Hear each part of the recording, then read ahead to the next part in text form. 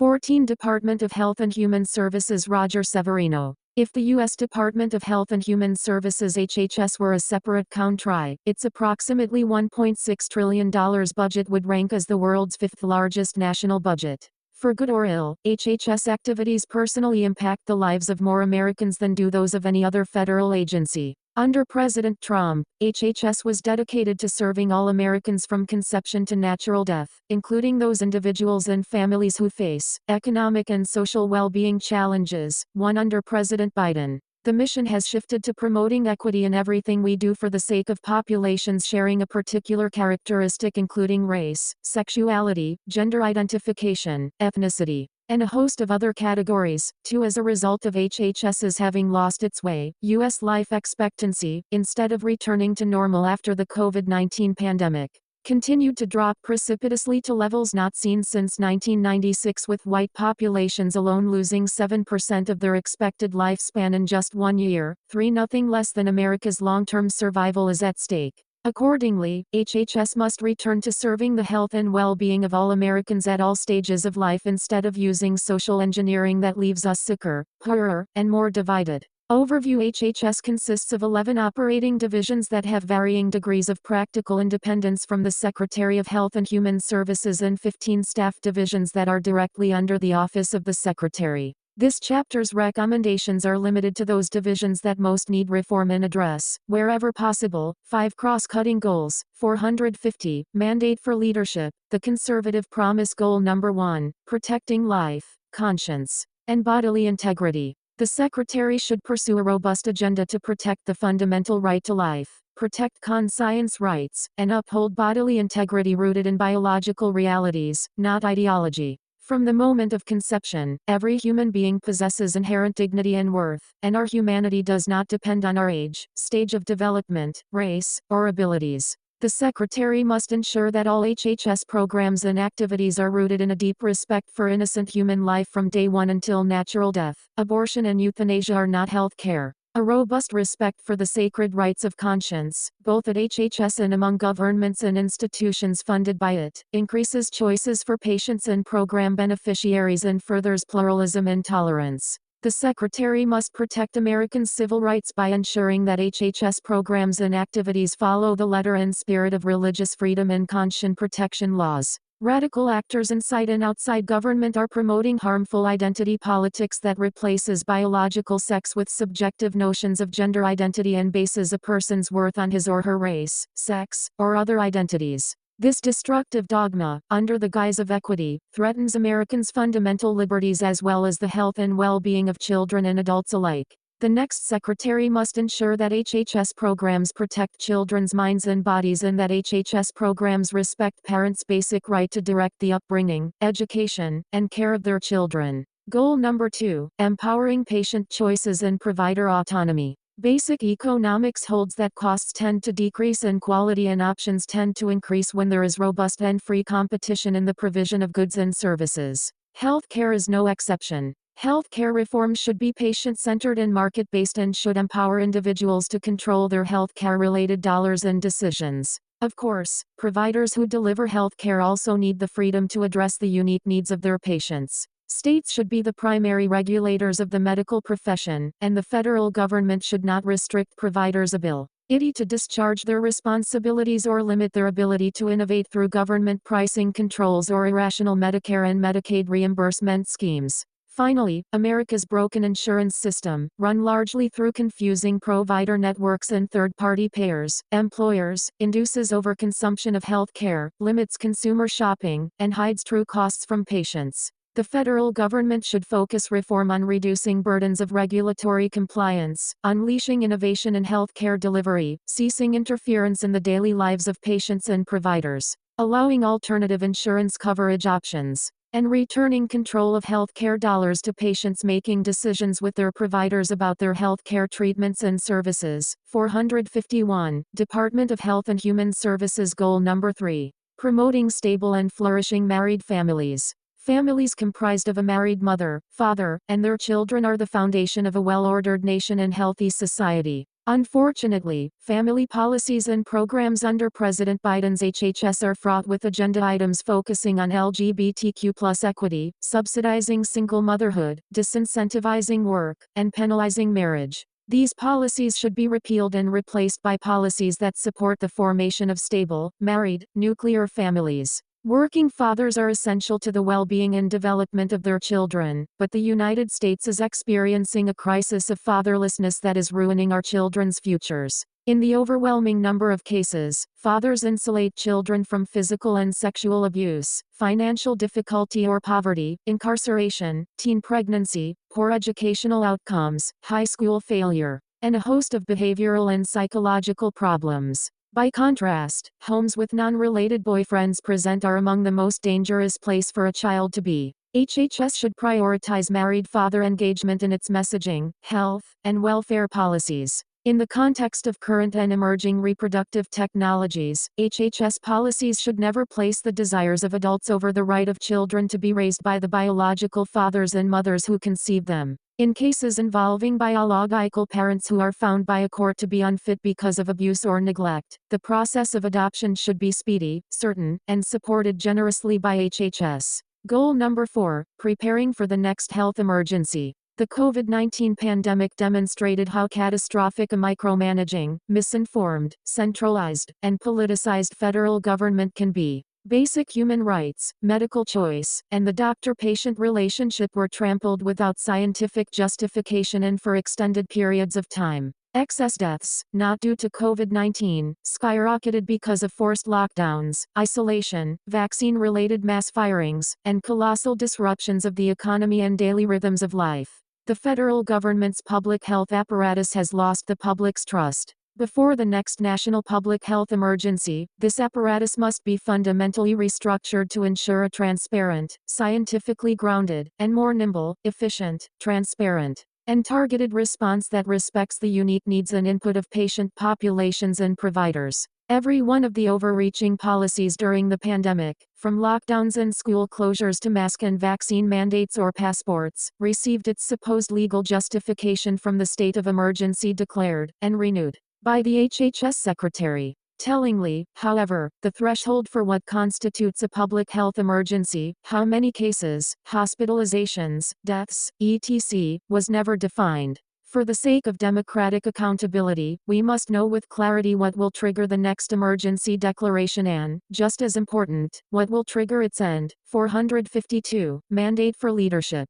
The conservative promise unaccountable bureaucrats like Anthony Fauci should never again have such broad, unchecked power to issue health guidelines that will certainly be the basis for federal and state mandates. Never again should public health bureaucrats be allowed to hide information, ignore information, or mislead the public concerning the efficacy or dangers associated with any recommended health interventions because they believe it may lead to hesitancy on the part of the public.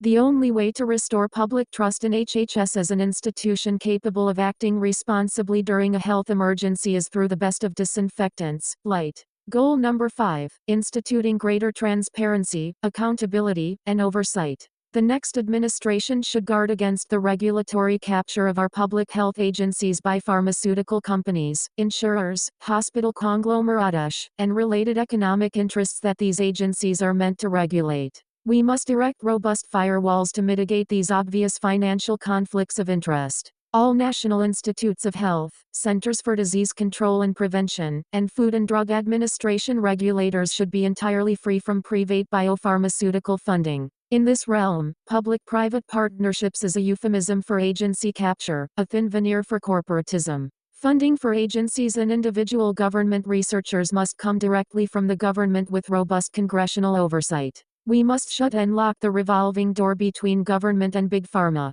Regulators should have a long cooling-off period on their contracts. 15 years would not be too long, that prevents them from working for companies they have regulated. Similarly, pharmaceutical company executives should be restricted from moving from industry into positions within regulatory agencies. Finally, HHS should adopt metrics across the agency that can objectively determine the extent to which the agency's policies and programs achieve desired health and welfare outcomes, not agency outputs. What is not measured is not achieved. Centers for Disease Control and Prevention, CDC. COVID and structural reform.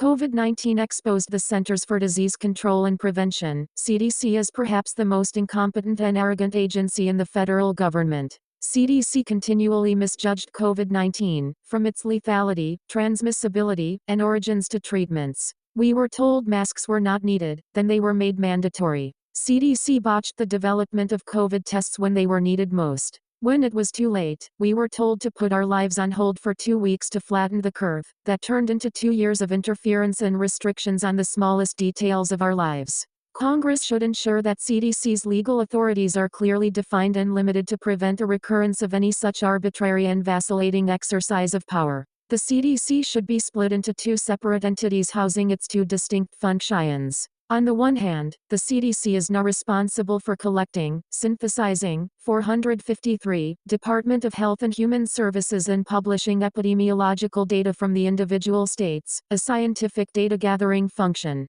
This information is crucial for medical and public health researchers around the country. On the other hand, the CDC is also responsible for making public health recommendations and policies, an inescapably political function. At times, these 2 functions are in tension or clear conflict. In February 2022, for example, it was reported that, woeful years into the pandemic, the agency leading the country's response to the public health emergency has published only a tiny fraction of the data it has collected, much of which could have helped state and local health officials better target their efforts to bring the virus under control. A CDC spokesman said that one of the reasons was fear that the information might be misinterpreted. 4 these distinct functions should be separated into 2 entirely separate agencies with a firewall between them. We need a national epidemiological agency responsible only for publishing data and required by law to publish all of the data gathered from states and other sources. A separate agency should be responsible for public health with a severely confined ability to make policy recommendations.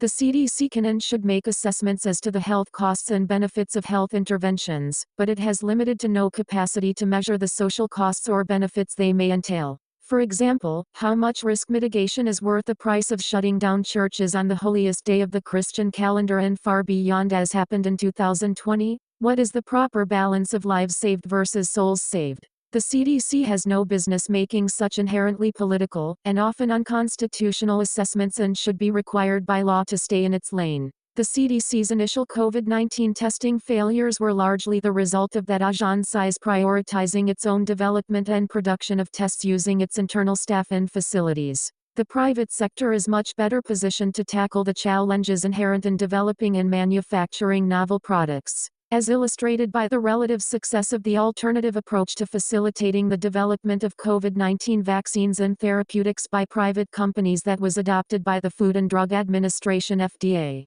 When it comes to testing, the CDC's role should similarly be to facilitate rather than supplant the efforts of private test developers, academic laboratories, state public health laboratories, and clinical testing providers. When responding to a novel pathogen, the CDC should focus on gathering and disseminating information, including specimens needed for development of positive controls and reference panels, and ensuring that test developers can develop and validate diagnostic tests. These changes will require a shift in priorities and culture at the CDC, and throughout HHS more broadly. 5 Most problematically, the CDC presented itself as a kind of super doctor for the entire nation. The CDC is a public health institution, not a medical institution. According to its mission statement, the agency focuses on disease prevention and 454, mandate for leadership, the conservative promise control, environmental health, and health promotion and health education activity. Ties. 6 It is not qualified to offer, and usually does not purport to offer, professional medical opinions applicable to specific patients. From time to time, the CDC offers findings and recommendations that competent medical practitioners often will consider in arriving at a professional medical judgment for a particular patient. In this respect, CDC guidelines are analogous to guidelines from other public health associations or medical societies. They are informative, not prescriptive. By statute or regulation, CDC guidance must be prohibited from taking on a prescriptive character.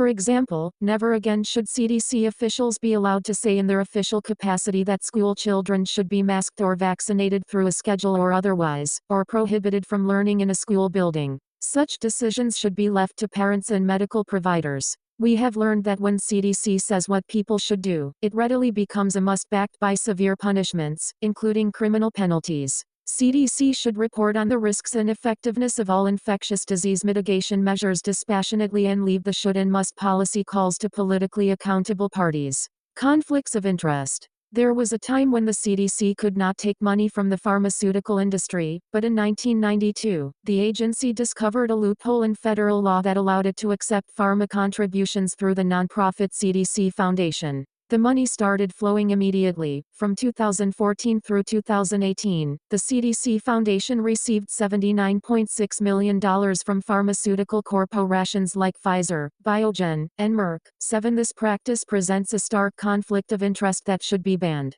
Data systems. The COVID-19 pandemic has revealed the disastrous public health consequences of the CDC's failure to follow multiple congressional mandates to modernize its data infrastructure. Current reporting methods are burdensome for frontline medical workers, yet they result only in fragmented data that are not available in real time or usable across systems. Congress should require HHS to prioritize the electronic collection and dissemination of robust, privacy-protected data that better leverages existing systems while reducing burdens on clinicians. HHS should also enter into a public-private partnership with a data management expert to develop a system that makes critical information available to healthcare workers and policymakers in real time. 8. The CDC operates several programs related to vaccine safety, including the Vaccine Adverse Event Reporting System, VAERS, Vaccine Safety Data Link, VSD, and Clinical Immunization Safety Assessment, CISA, project. Those functions and their associated funding should be transferred to the FDA, which is responsible for post-market surveillance and evaluation of all other drugs and biological products. Respect for life and conscience. The CDC should eliminate programs and projects that do not respect human life and conscience rights and that undermine. 455. Department of Health and Human Services Family Formation. It should ensure that it is not promoting abortion as health care. It should fund studies into the risks and complications of abortion and ensure that it corrects and does not promote misinformation regarding the comparative health and psychological benefits of childbirth versus the health and psychological risks of intentionally taking a human life through abortion. The CDC oversaw and funded the development and testing of the COVID-19 vaccines with aborted fetal cell lines, insensitive to the consciences of tens of thousands to hundreds of thousands of people who objected to taking a vaccine with such a link to abortion. As evidenced by litigation across the country, it is likely that thousands were fired unjustly because of the exercise of their consciences or faith on this question, which could have been avoided with a modicum of concern for this issue from CDC. There is never any justification for ending a child's life as part of research, and the research benefits from splicing or growing aborted fetal cells and aborted baby body parts can easily be provided by alternative sources. All such research should be prohibited as a matter of law and policy. CDC should update its public messaging about the unsurpassed effectiveness of modern fertility awareness-based methods, FABMs, of family planning and stop publishing communications that conflate such methods with the long, eclipsed rhythm or calendar methods. CDC should fund studies exploring the evidence-based methods used in cutting-edge fertility awareness. Data collection. The CDC's abortion surveillance and maternity mortality reporting systems are woefully inadequate. CDC abortion data are reported by states on a voluntary basis, and California, Maryland, and New Hampshire do not submit abortion data at all. Accurate and reliable statistical data about abortion, abortion survivors, and abortion-related maternal deaths are essential to timely, reliable public health and policy analysis. Because liberal states have now become sanctuaries for abortion tourism, HHS should use every available tool, including the cutting of funds, to ensure that every state reports exactly how many abortions take place within its borders, at what gestational age of the child, for what reason, the mother's state of residence, and by what method. It should also ensure that statistics are separated by category: spontaneous miscarriage, treatments that incidentally result in the death of a child, such as chemotherapy, stillbirths, and induced abortion. In addition, CDC should require monitoring and reporting for complications due to abortion in every instance of children being born alive after an abortion. Moreover, abortion should be clearly defined as only those procedures that intentionally end an unborn child's life. Miscarriage management or standard ectopic pregnancy treatments should never be conflated with abortion. Comparisons between live births and abortion should be tracked across various demographic indicators to assess whether certain populations are targeted by 456. Mandate for leadership. The conservative promise abortion providers and whether better prenatal physical, mental, and social care improves infant outcomes and decreases abortion rates, especially among those who are most vulnerable. The Ensuring Accurate and Complete Abortion Data Reporting Act of 20,239 would amend Title 19 of the Social Security Act and Public Health Service Act to improve the CDC's abortion reporting mechanisms by requiring states, as a condition of federal Medicaid payments for family planning services, to report streamlined variables in a timely manner. The CDC should immediately end its collection of data on gender identity, which legitimizes the unscientific notion that men can become women, and vice versa, and encourages the phenomenon of ever-multiplying subjective identities. Food and Drug Administration (FDA). The FDA's mission includes ensuring the safety and efficacy of drugs, biological products, and medical devices. Federal laws that shield Big Pharma from competition. Because generics generally cost far less than brand-name drugs, consumers begin to save money as soon as a generic product comes on the market.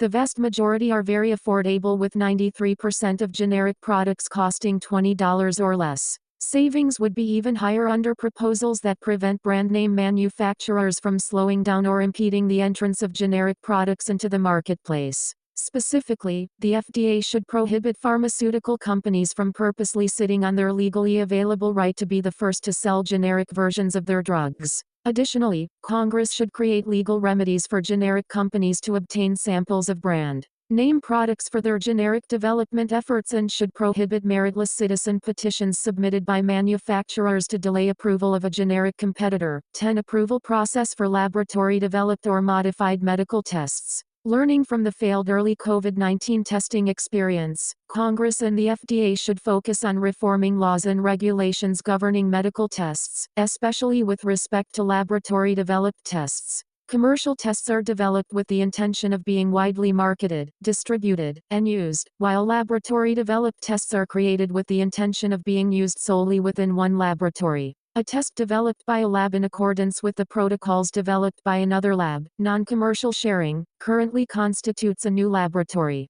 developed test because the lab in which it will be used is different from the initial developing lab. To encourage interlaboratory collaboration and discourage duplicative test creation, and associated regulatory and logistical burdens, the FDA should introduce mechanisms through which laboratory developed tests can easily be shared with other laboratories without the current regulatory burdens. 11. 457. Department of Health and Human Services. The laboratory-developed tests category currently encompasses a range of possible tests, many of which would be characterized more appropriately as laboratory-modified tests because they are not truly novel tests but rather modified versions of existing tests. To avoid stifling innovation and access to medical care, the applicable statutes and regulations should be revised to facilitate greater access to such modified tests. 12. Finally, the FDA has long held that it has regulatory authority over such tests, while others have argued that they should be considered clinical services regulated by the Centers for Medicare and Medicaid Services, CMS. The FDA currently has regulatory authority over in vitro diagnostics, and under the Clinical Laboratory Improvement Amendments, (SLIA) 13, the CMS ensures that labs meet analytical validity standards for test methods. Congress, the FDA, and the CMS need to clarify and disentangle overlapping authorities over tests to eliminate regulatory confusion. 14. Drug shortages. The very thin profit margins and the regulatory burdens associated with generic drug manufacturing discourage inventory and capacity investments by manufacturers and contribute to drug shortages. HHS and the FDA should encourage more dependable generic drug manufacturing. The FDA should expand its current pass-fail approach to drug facility inspections into a graded system that recognizes manufacturers that exceed minimum standards by investing in improving production reliability. The FDA should also add facility codes to drug packaging and construct a searchable database that cross-references product codes and facility codes. That would enable wholesalers and pharmacy benefit managers to identify and preference drugs manufactured at more reliable facilities, thus encouraging generic drug manufacturers to compete on reliability as well as on price. For its part, HHS should exempt multi-source generic drugs from requirements to pay rebates to Medicaid and other federally funded health programs, as those provisions penalize new investments in expanding manufacturing capacity when supply is unable to meet demand. 15. Additionally, FDA and NIH should promote efficacy trials of new applications for generic drugs, which might include NIH funding such trials or conducting its own. Abortion pills. Abortion pills pose the single greatest threat to unborn children in a post-Roe world. The rate of chemical abortion in the U.S. has increased by more than 150% in the past decade. More than half of annual abortions in the U.S. are chemical rather than surgical. The abortion pill regimen is typically a two-part process. The first pill, mifepristone, causes the death of the unborn child by cutting off the hormone progesterone, which is required to sustain a pregnancy. The second pill, misoprostol, causes contractions to induce a delivery of the dead child and uterine contents, usually into a toilet at home.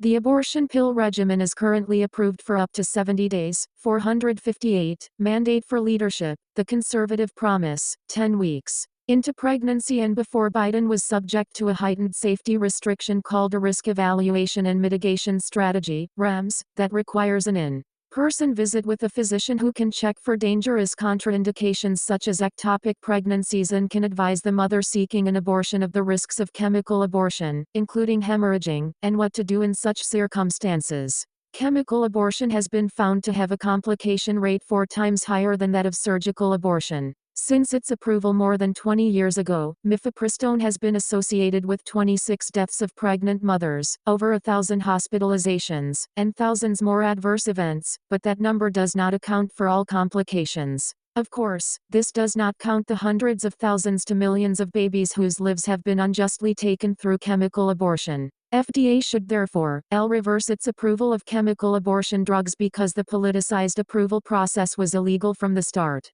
The FDA failed to abide by its legal obligations to protect the health, safety, and welfare of girls and women. It never studied the safety of the drugs under the labeled conditions of use, ignored the potential impacts of the hormone-blocking regimen on the developing bodies of adolescent girls, disregarded the substantial evidence that chemical abortion drugs cause more complications than surgical abortions, and eliminated necessary safeguards for pregnant girls and women who undergo this dangerous drug regimen. Furthermore, at no point in the past 2 decades has the FDA ever acknowledged or addressed federal laws that prohibit the distribution of abortion drugs by postal mail. To the contrary, the FDA has permitted and actively encouraged such activity. Now that the Supreme Court has acknowledged that the Constitution contains no right to an abortion, the FDA is ethically and legally obliged to revisit and withdraw its initial approval, which was premised on pregnancy being an illness and abortion being therapeutically effective at treating this illness. The FDA is statutorily charged with guaranteeing the safety and efficacy of drugs and therefore should withdraw this drug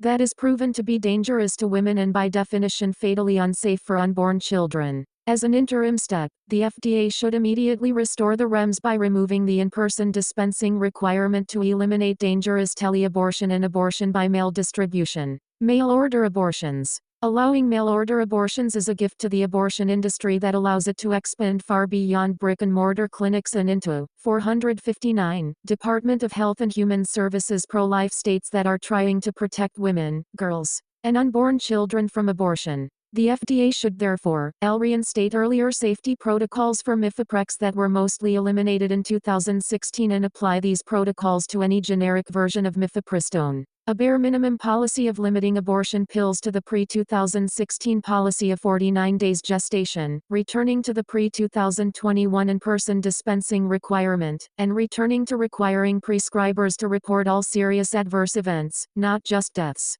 to the drug sponsor would increase women's health and safety. Address weaknesses in the current FAWERS FDA adverse events reporting system. The administration and policymakers should ensure that healthcare workers, particularly those in hospitals and emergency rooms, report abortion pill complications. Women who experience complications from abortion pills typically go to an emergency room, not to the abortion pill prescriber. So putting the onus of reporting on the prescriber who typically has no idea that a complication has occurred means that the FAWERS is seriously undercounting adverse events. Submitting an adverse event to the database should be a quick and efficient process for busy healthcare practitioners. Currently, providers report that the process is difficult and convoluted. L. Implement a policy of transparency about inspections of the abortion pills sponsors, Danco and GenBioPro, as well as facilities that manufacture the pills. The FDA should respond to congressional requests and Freedom of Information Act, FOIA, requests about inspections, compliance, and post-marketing safety in a timely manner. L. Stop promoting or approving mail-order abortions in violation of long-standing federal laws that prohibit the mailing and interstate carriage of abortion drugs. 16. Vaccine importation.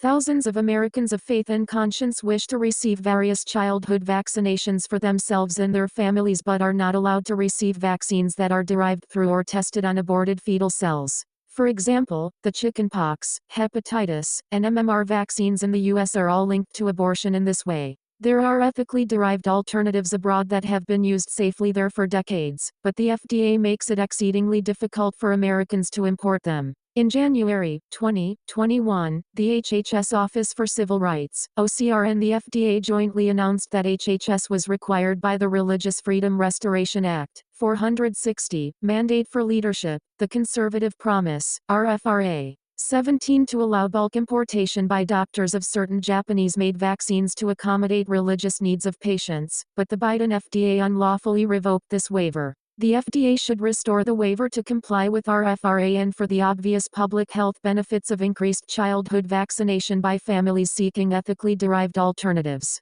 To avoid future moral coercion of the sort experienced with the COVID-19 vaccines, the FDA and NIH should require the development of drugs and biologics that are free from moral taint and switch to cell lines that are not derived from aborted fetal cell lines or aborted baby body parts. Conflicts of interest. A 2018 report in Science found that more than 2/3 of FDA reviewers later ended up at the same companies whose products they had been reviewing while they were working for the government. 18. This revolving door is one mechanism by which pharmaceutical companies capture the agencies that regulate them. The FDA should impose a lengthy cooling-off period for reviewers, preventing them from working for companies they regulated. In 1997, the FDA relaxed regulations to permit broadcast drug advertisements, after which Big Pharma began routine direct-to-consumer advertising, making the United States and New Zealand the only countries where such practices are legal. Following the 1997 changes, pharma became the largest advertiser for all major media organizations. This buys considerable influence in the newsroom, whether media companies acknowledge this or not, and distorts independent reporting on public health issues. The FDA or Congress should regulate where and how paid advertising is used by pharmaceutical companies more stringently, especially on media outlets. National Institutes of Health (NIH). The National Institutes of Health (NIH) is the world's largest biomedical research agency and is made up of 27 different components called institutes and centers. Despite its popular image as a benign science agency, NIH was responsible for paying for research in aborted baby body parts, human-animal chimera experiments, and gain-of-function viral research that may have been responsible for COVID-19. Bioethics reform. Research using fetal tissue obtained from elective abortions is immoral and obsolete. Research using human embryonic stem cells also involves the destruction of human life and should not be subsidized with taxpayer dollars. Good science and life-affirming, ethical research are not mutually exclusive.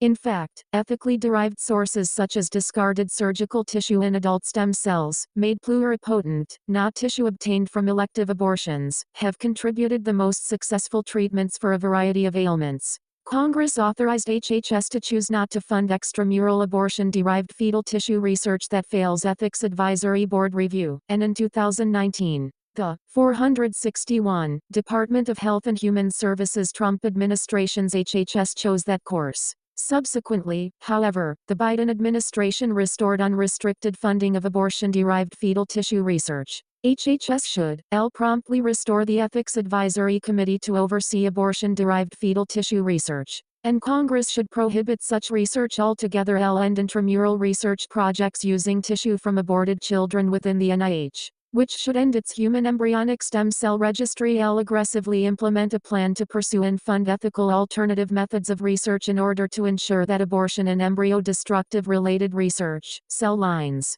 and other testing methods become both fully obsolete and ethically unthinkable. In addition, the administration should reconvene a new National Council on Bioethics, NCB, to discuss new and emerging areas of ethical concern, to assess whether the ends justify the means when it comes to the promise of therapies and cures, and to establish what limiting principles should guide research and health policy. Because the male-female dyad is essential to human nature and because every child has a right to a mother and father, three-parent embryo creation and human cloning research should be banned. A new NCB should convene leading experts to examine these issues and provide policy recommendations for the new frontier of bioethical questions that our country will have to address in the coming years. Finally, HHS should create and promote a research agenda that supports pro-life policies and explores the harms, both mental and physical, that abortion has wrought on women and girls. Conflicts of interest. NIH maintains inappropriate industry ties that create serious conflicts of interest. In 2018, it was revealed that a $100 million NIH study on the benefits of moderate drinking was funded by the beer and liquor industry. 19 More recently, the National Institute of Allergy and Infectious Diseases, NIAID,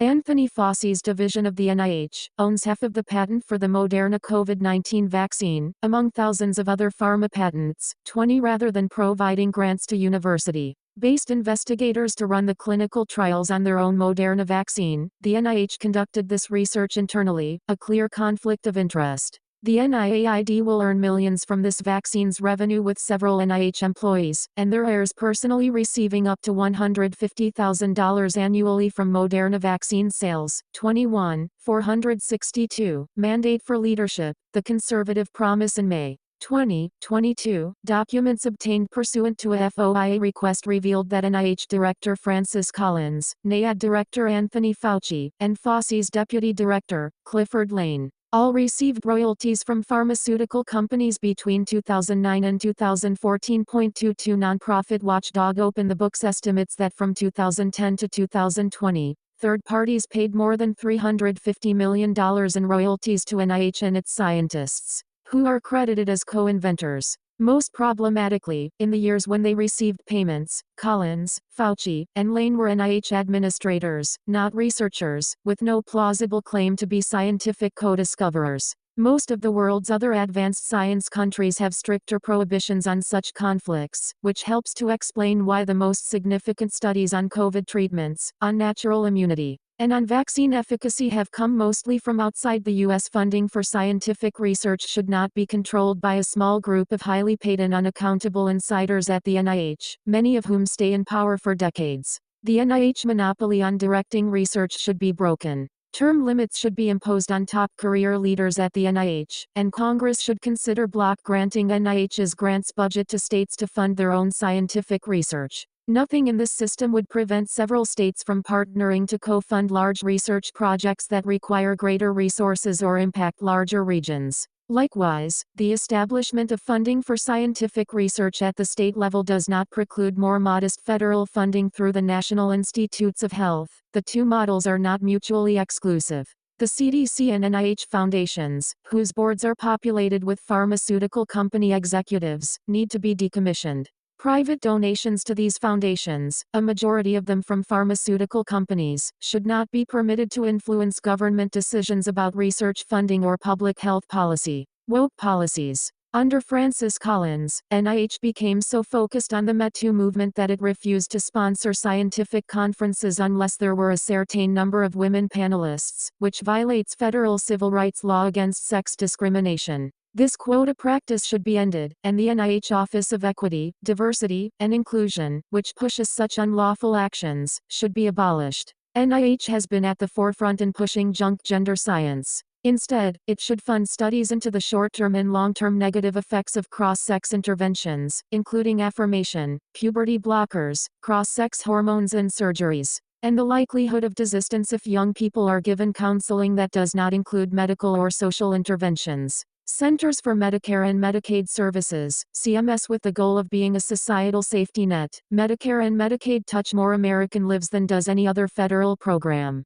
While they help many, they, 463, Department of Health and Human Services operate as runaway entitlements that stifle medical innovation, encourage fraud, and impede cost containment, in addition to which their fiscal future is in peril. Both programs should be managed so that the individuals enrolled are empowered to make decisions for themselves and have quality options with affordable prices driven by competition and innovation. Providers who participate should retain, or have restored, the freedom to practice medicine and take care of their patients according to their patients' unique needs. Medicare. Medicare should be reformed according to 4 goals and principles. Increase Medicare beneficiaries' control of their health care. Patients are best positioned to determine the value of health care services, working with their health care providers. They also benefit from increased choice of doctors, hospitals, and insurance plans. Access to reliable information with respect to physicians, hospitals, and insurers is therefore essential. Reduce regulatory burdens on doctors. Doctors must be free to focus on treating patients first, not entering codes on computers, and should not be tempted to change their medical judgment based on arbitrary or illogical reimbursement incentives. Ensure sustainability and value for beneficiaries and taxpayers. Prices are best for patients when determined by economic value rather than political power and when they are known in advance of the receipt of services. Government's use of non-market-based methods to determine reimbursement leads to overspending on low-value services and products and underpayment for high-value services and products, stifles beneficial innovation, and because of Medicare's size distorts payments throughout the healthcare system. Intermediate entities that can manage financial risk and ensure quality of care are important in transitioning to value-based care within the Medicare program. Reduce waste, fraud, and abuse, including through the use of artificial intelligence for their detection. Regulatory reforms. Medicare regulations restrict choice of coverage and care. The next administration should reintroduce and restore regulations and demonstrations from the Trump administration that were withdrawn, weakened, or never finalized by the Biden administration, including the Medicare Coverage of Innovative Technologies, MCIT, Rule 464, Mandate for Leadership, the Conservative Promise. The Risk Adjustment Data Validation, RADV, Rule, the Medicare Advantage Qualifying Payment Arrangement Incentive, MACI. Demonstration, and the Global and Professional Direct Contracting, GPDC, rebranded as the Accountable Care Organization Realizing Equity, Access, and Community Health or ACO REACH model. Additionally, regulations should advance site neutrality by eliminating the inpatient-only list and expanding the ambulatory surgical center covered procedures list. Medicare generally pays more for inpatient hospital procedures and less for the same procedures performed in an outpatient setting. Whether a medical service is delivered in a physician's office, a clinic, or a hospital setting, the Medicare payment for that service should be the same. CMS should expand the application of site-neutral payment options to more settings. Such a policy would level the playing field among providers and remove the financial disabilities for medical professionals who would compete with hospital systems. 23. Finally, HHS needs to restore and enhance conscience protection regulations that allow medical practitioners to participate in federal health care programs without being compelled to provide sex changes or similar services. Legislative proposals remove restrictions on physician-owned hospitals. The Affordable Care Act, ACA, 24 imposed restrictions prohibiting Medicare from reimbursing physician-owned and specialty hospitals. The current restrictions do little more than serve the special interests of large hospital systems and undercut consumer choice of high-quality, specialty care. These restrictions should be removed so that physician-owned hospitals can compete with other hospitals in serving Medicare patients. 25. Encourage more direct competition between Medicare Advantage and private plans. Medicare Advantage, MA, a system of competing private health plans, is the major alternative to traditional Medicare for America's large and growing cohort of seniors. The program provides beneficiaries with a wide range of competitive health plan choices, a richer set of benefits than traditional Medicare provides and at a reasonable cost. Equally as important, the MA program has been registering consistently high marks for superior performance in delivering high-quality care. Critical reforms are still needed to strengthen and improve the program for the future. Specifically, 465, Department of Health and Human Services 1. Make Medicare Advantage the default enrollment option. 2. Give beneficiaries direct control of how they spend Medicare dollars. 3. Remove burdensome policies that micromanage MA plans. 4. Replace the complex formula-based payment model with a competitive bidding model. 5. Reconfigure the current risk adjustment model. 6. Remove restrictions on key benefits and services, including those related to prescription drugs, hospice care, and medical savings account plans. 26. Legacy Medicare reform. Legislation reforming legacy, non-MA, Medicare should, base payments on the health status of the patient or intensity of the service rather than where the patient happens to receive that service. Replace the bureaucrat-driven fee-for-service system with value-based payments to empower patients to find the care that best serves their needs. Codify price transparency regulations. Restructure 340B drug subsidies. 27. Toward beneficiaries rather than hospitals. Repeal harmful health policies enacted under the Obama and Biden administrations such as the Medicare Shared Savings Program. 28. And Inflation Reduction Act. 29. Medicare Part D reform. The Inflation Reduction Act, IRA, created a drug price negotiation program in Medicare that replaced the existing private sector negotiations in Part D with government price controls for prescription drugs. These government price controls will limit access to medications and reduce patient access to new medication. This negotiation program should be repealed, and reforms in Part D that will have meaningful impact for seniors should be pursued. Other reforms should include eliminating the coverage gap in Part D, reducing the government share in 466, mandate for leadership, the conservative promise, the catastrophic tier, and requiring manufacturers to bear a larger share. Until the IRA is repealed, an administration that is required to implement it must do so in a way that is prudent with its authority, minimizing the harmful effects of the law's policies and avoiding even worse unintended consequences. 30. Medicaid. Over the past 45 years, Medicaid and the health safety net have evolved into a cumbersome, complicated, and unaffordable burden on nearly every state. The program is failing some of the most vulnerable patients, is a prime target for waste, fraud, and abuse, and is consuming more of state and federal budgets. The dramatic increase in Medicaid expenditures is due in large part to the ACA Obamacare, which mandates that states must expand their Medicaid eligibility standards to include all individuals at or below 138% of the federal poverty level, FPL, and the public health emergency, which has prohibited states from performing basic eligibility reviews. The overlap of available benefits among the various health agencies has led to a complex, confusing system that is nearly impossible to navigate, even for recipients. Recipients are often faced with a welfare cliff of benefit losses as they earn above a certain amount, which is contrary to the fundamental purpose of empowering individuals to achieve economic independence. Benefits increasingly involve non-medical services such as air conditioning and housing, many of which are already handled by departments other than HHS. Improper payments within Medicaid are higher than those of any other federal program. These payments are evidence of the inappropriateness of Medicaid's expansion, which, stemming largely from public health emergency maintenance of effort, MO requirements and the Affordable Care Act, has crowded out the primary targets of these programs, those who are most in need. True health care reform cannot be accomplished in a bureaucratic silo or only through Medicaid and health safety net programs. Reform of the tax code is also essential to genuine, effective reform of our health care system. All components of the health care system should be part of the reform efforts, and it is imperative that the system be modified to assist states with their current programs. Therefore, the next administration should reform financing. Allow states to have a more flexible, accountable, predictable, transparent, and efficient financing mechanism to deliver medical services.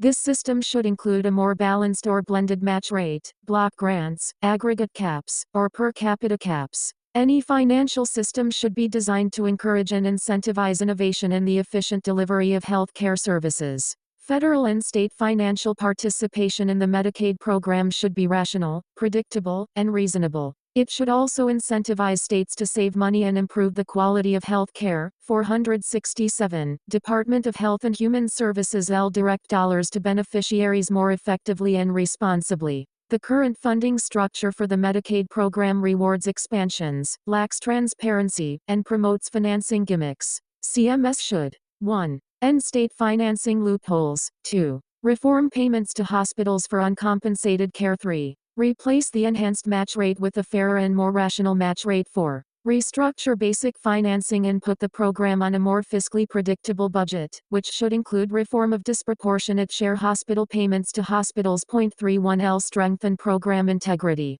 Make program integrity a top priority and the responsibility of the states. To protect the taxpayers' investment. 1. Incentivize states. An enhanced contingency fee should be paid to states that successfully increase their efforts to decrease waste, fraud, and abuse. The current system's IT development 90/10 matching rate should be allowed for improvements in states' current fraud and abuse and eligibility systems. Innovative programs that show a positive return on investment for both the state and federal governments should be allowed without the onerous waiver process to improve Medicaid eligibility standards to protect those in need. As Medicaid enrollment continues to climb, it is imperative that there are appropriate and accurate eligibility standards to ensure that the program remains focused on serving those who are in need. To this end, CMS should a. hold states accountable for improper eligibility determinations, b. require more robust eligibility determinations, c. strengthen asset test determinations within Medicaid. 32.3.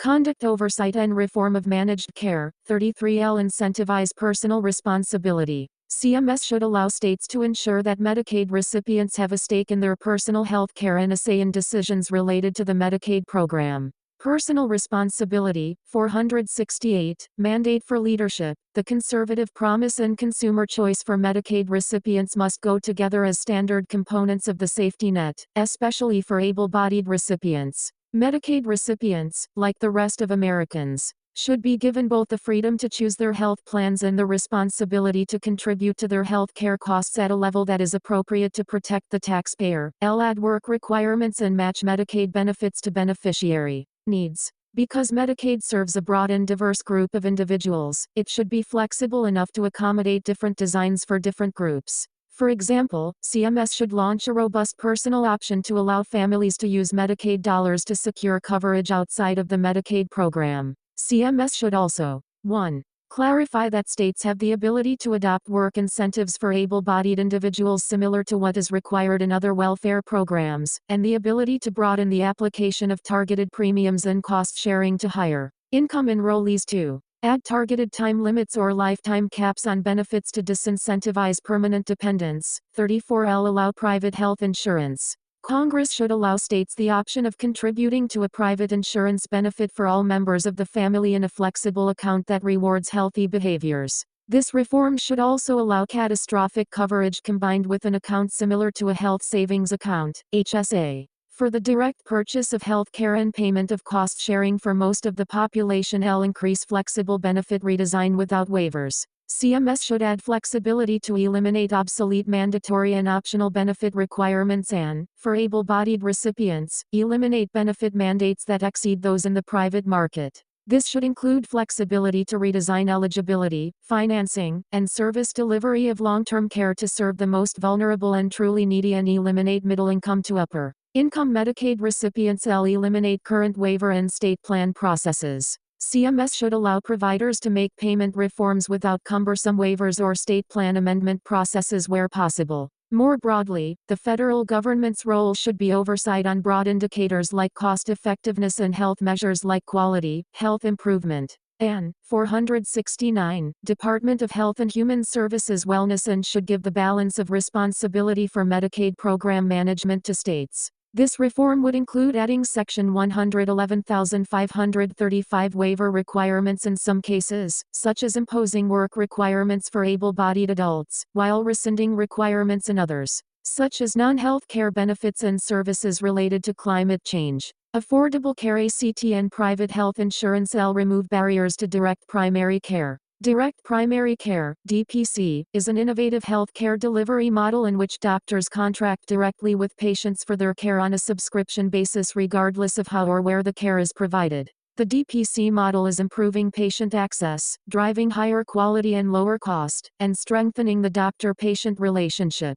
DPC has faced many challenges from government policymakers, including overly exuberant attempts at regulation and misclassification. Changes should clarify that DPC's fixed fee for care does not constitute insurance in the context of health savings accounts. 36L. Revisit the No Surprises Act on surprise medical billing. The No Surprises Act 37 protected consumers against balance bills, but it also established a deeply flawed system for resolving payment disputes between insurers and providers. This government-mandated dispute resolution process has sown confusion among arbiters and regulators as judges have sought to ascertain its meaning. The No Surprises Act should scrap the dispute resolution process in favor of a truth in advertising approach that will protect consumers and free doctors, insurers, and arbiters from confused and conflicting standards for resolving disputes that the disputing parties can best resolve themselves. 38L facilitate the development of shared savings and reference pricing plan options. Under traditional insurance, patients who choose lower cost care do not benefit financially from that choice. Barriers to rewarding patients for cost-saving decisions should be removed. CMS should ensure that shared savings and reference pricing models that reward consumers are permitted. Separate the subsidized ACA exchange market from the non-subsidized insurance market. The Affordable Care Act has made insurance more expensive and less competitive, and the ACA subsidy scheme simply masks these impacts. To make health insurance coverage more affordable for those who are without government subsidies, CMS should develop a plan to separate the non-subsidized insurance market. 470. Mandate for leadership. The conservative promise from the subsidized market, giving the non-subsidized market regulatory relief from the costly ACA regulatory mandates. 39L. Strengthen hospital price transparency. In 2020, CMS completed its rule to require hospitals to post the prices of common hospital procedures. 40 Future updates of these rules should focus on including quality measures. Combined with the shared savings models and other consumer tools, these efforts could deliver considerable savings for consumers. 41 Center for Consumer Information and Insurance Oversight, CCHO. CMS also plays an outsized role in overseeing the Obamacare exchanges, including managing healthcare.gov, through the Center for Consumer Information and Insurance Oversight, CCIIO. While Obamacare limits plan options, CCIIO has been overly prescriptive in dictating what benefits and types of health plans may participate in the exchanges, thereby actually stifling market innovation and driving up costs. Congress should build on the Trump administration's efforts to expand choices for small businesses and workers, both in and out of the exchanges, by codifying an expansion of association health plans, short-term health plans, and health reimbursement arrangements, including individual coverage HRAs. CCIIO should also work with the Treasury Department and the Office of Management and Budget (OMB) to give consumers more flexibility with their health care dollars through expanded access to health savings accounts. Emergency preparedness. Expand the scope of practice of low complexity and moderate complexity clinical laboratories. During the COVID-19 pandemic, allowing laboratories greater regulatory flexibility regarding CLIA requirements increased access to testing. However, the need for regulatory flexibility is not limited to emergency situations. Ongoing innovations in medical care will continue to drive demand for clinical testing and new tests. One way that increasing demand for other medical services has been accommodated is by revising restrictions on scope of practice to enable providers to practice at the so-called top of their license. CMS should similarly revise CLIA rules regarding scope of practice for clinical laboratories and testing personnel. 42L. Create CLIA certification equivalent pathways for non-clinical laboratories and researchers. The COVID-19 pandemic revealed that the U.S. needs to leverage the expertise of non-clinical laboratories and researchers in order to bolster clinical testing capacity. To accomplish this, 471, Department of Health and Human Services CMS should create pathways for granting non-clinical laboratories and their testing personnel CLIA certification equivalency. Non-clinical researchers already demonstrate their technical expertise through online training and certification programs. CMS should build on that existing framework so that those laboratories and personnel can similarly demonstrate their clinical testing capabilities. 43 Life, conscience, and bodily integrity. Prohibit abortion travel funding. Providing funding for abortions increases the number of abortions and violates the conscience and religious freedom rights of Americans who object to subsidizing the taking of life. The Hyde Amendment 44 has long prohibited the use of HHS funds for elective abortions, but in August 2022, Biden Executive Order 45 pressed the HHS Secretary to use his authority under Section 1115 demonstrations to waive certain provisions of the law in order to use taxpayer funds to achieve the administration's goal of helping women to travel out of state to obtain abortions. Moreover, the Department of Justice Office of Legal Counsel DOJ/OLC issued a politicized legal opinion declaring, for the first time in the history of Hyde that this action did not violate the Hyde Amendment and that Hyde applies only to the performance of the abortion itself in violation of the plainly broad language that Congress used. Two of the first actions of a pro-life administration should be for HHS to withdraw the Medicaid guidance, and any Section 1115 waivers issued thereunder, and for DOJ/OLC to withdraw and disavow its interpretation of the Hyde Amendment prohibit Planned Parenthood from receiving Medicaid funds. During the 2020 to 2021 reporting period, Planned Parenthood performed more than 383,000 abortions. 46. The national organization reported more than $133 million in excess revenue. 47. And more than $2.1 billion in net assets. 48. During this same year, Planned Parenthood reports that its affiliates received more than $633 million in government funding and more than $579 million in private contributions. 49. Planned Parenthood affiliates face accusations of waste, abuse and potential fraud with taxpayer dollars, failure to report the sexual abuse of minor girls, and allegations of profiting from the sale of organs from aborted babies.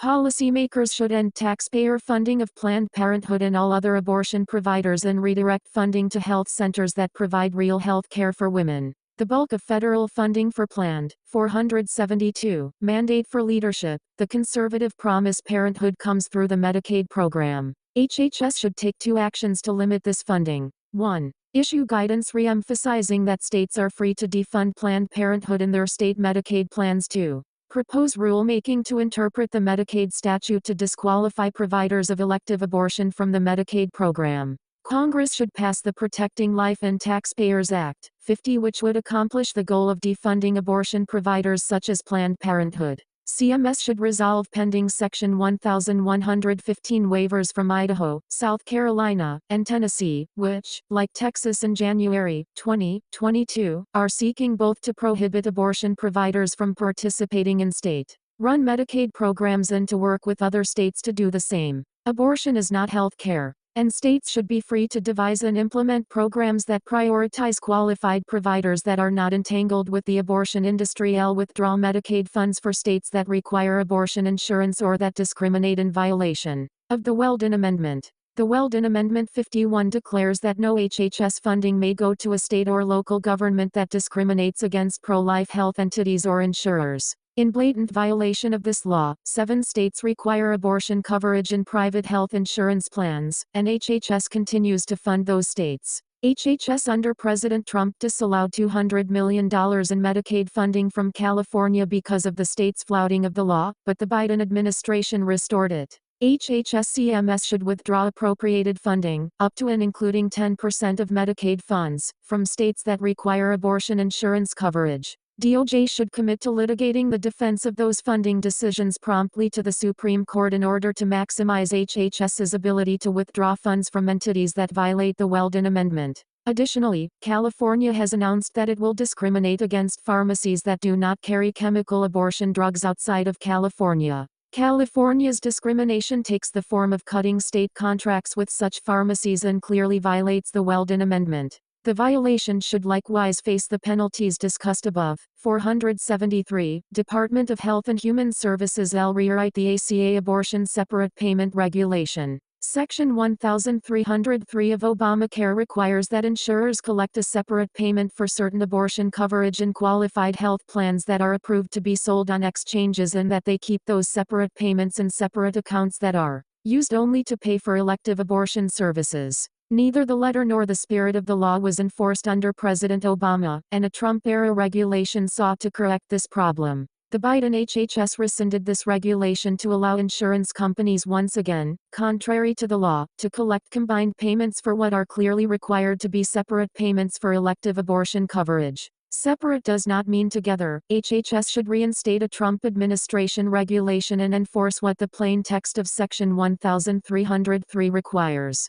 That regulation should be further improved by requiring CMS to ensure that consumers pay truly separate charges for abortion coverage. Audit Hyde Amendment compliance. HHS should undertake a full audit to determine compliance or non-compliance with the Hyde Amendment and similar funding restrictions in HHS programs. This audit should include a full review of the Biden administration's post-Dobbs executive actions to promote abortion. It should also encompass a review of Medicaid managed care plans in pro-abortion states. Reverse distorted pro-abortion interpretations added to the Emergency Medical Treatment and Active Labor Act. The Emergency Medical Treatment and Active Labor Act, EMTALA, 52 prohibits hospitals that receive Medicare funds from dumping emergency patients who cannot pay by sending them to other hospitals. It also mandates that hospitals stabilize pregnant women and explicitly protects unborn children. Hospitals or physicians found to be in violation of the statute could lose all of their federal health funding, Medicare, Medicaid, CHIP, and other funds, and face civil penalties of up to nearly $120,000. In July 2022, HHS-CMS released guidance mandating that EMTALA-covered hospitals and the physicians who work there must perform abortions, to include completing chemical abortions even when the child might still be alive. The guidance also declared that EMTALA would protect physicians and hospitals that perform abortions in violation of state law if they deem those abortions necessary to stabilize the women's health. This novel interpretation of EMTALA is baseless. EMTALA requires, 474, mandate for leadership, the conservative promise no abortions, preempts no pro-life state laws, and explicitly requires stabilization of the unborn child. HHS should rescind the guidance and end CMS and state agency investigations into cases of alleged refusals to perform abortions. DOJ should agree to eliminate existing injunctions against pro-life states, withdraw its enforcement lawsuits, and in lawsuits against CMS on the guidance agree to injunctions against CMS and withdraw appeals of injunctions. Reissue a stronger transgender national coverage determination. CMS should repromulgate its 2016 decision that CMS could not issue a National Coverage Determination (NCD) regarding gender reassignment surgery for Medicare beneficiaries. In doing so, CMS should acknowledge the growing body of evidence that such interventions are dangerous and acknowledge that there is insufficient scientific evidence to support such coverage in state plans. Enforce EMTALA. The undeniable reality of abortion is that it does not always result in a dead baby, and these born-alive babies are left to die. HHS should use EMTALA and Section 504 of the Rehabilitation Act, 53, which prohibits disability discrimination, to investigate instances of infants born alive and left untreated in covered hospitals. CMS, OCR, and OIG should be required to follow through on these investigations with specific enforcement actions. HHS should revive a Trump administration proposed regulation, special responsibilities of Medicare hospitals in emergency cases and discrimination on the basis of disability in critical health and human service programs or activities. 54 to achieve this end. In addition, Congress should pass the Born Alive Abortion Survivors Protection Act 55 to require that proper medical care be given to infants who survive an abortion and to establish criminal consequences for practitioners who fail to provide such care. Permanently codify both the Hyde family of amendments and the protections provided by the Weldon Amendment. Congress can accomplish this through legislation such as the No Taxpayer Funding for Abortion and Abortion Insurance Full Disclosure Act 56, Hyde, and the Conscience Protection Act 57, Weldon. 475, Department of Health and Human Services Radical Redefinition of Sex. On August 4, 2022, HHS published a proposed rule entitled Non-Discrimination in Health Programs and Activities. 58. This rule addresses non-discrimination provisions of the Affordable Care Act, known as Section 1557, which is enforced by the Office for Civil Rights and the Centers for Medicare and Medicaid Services.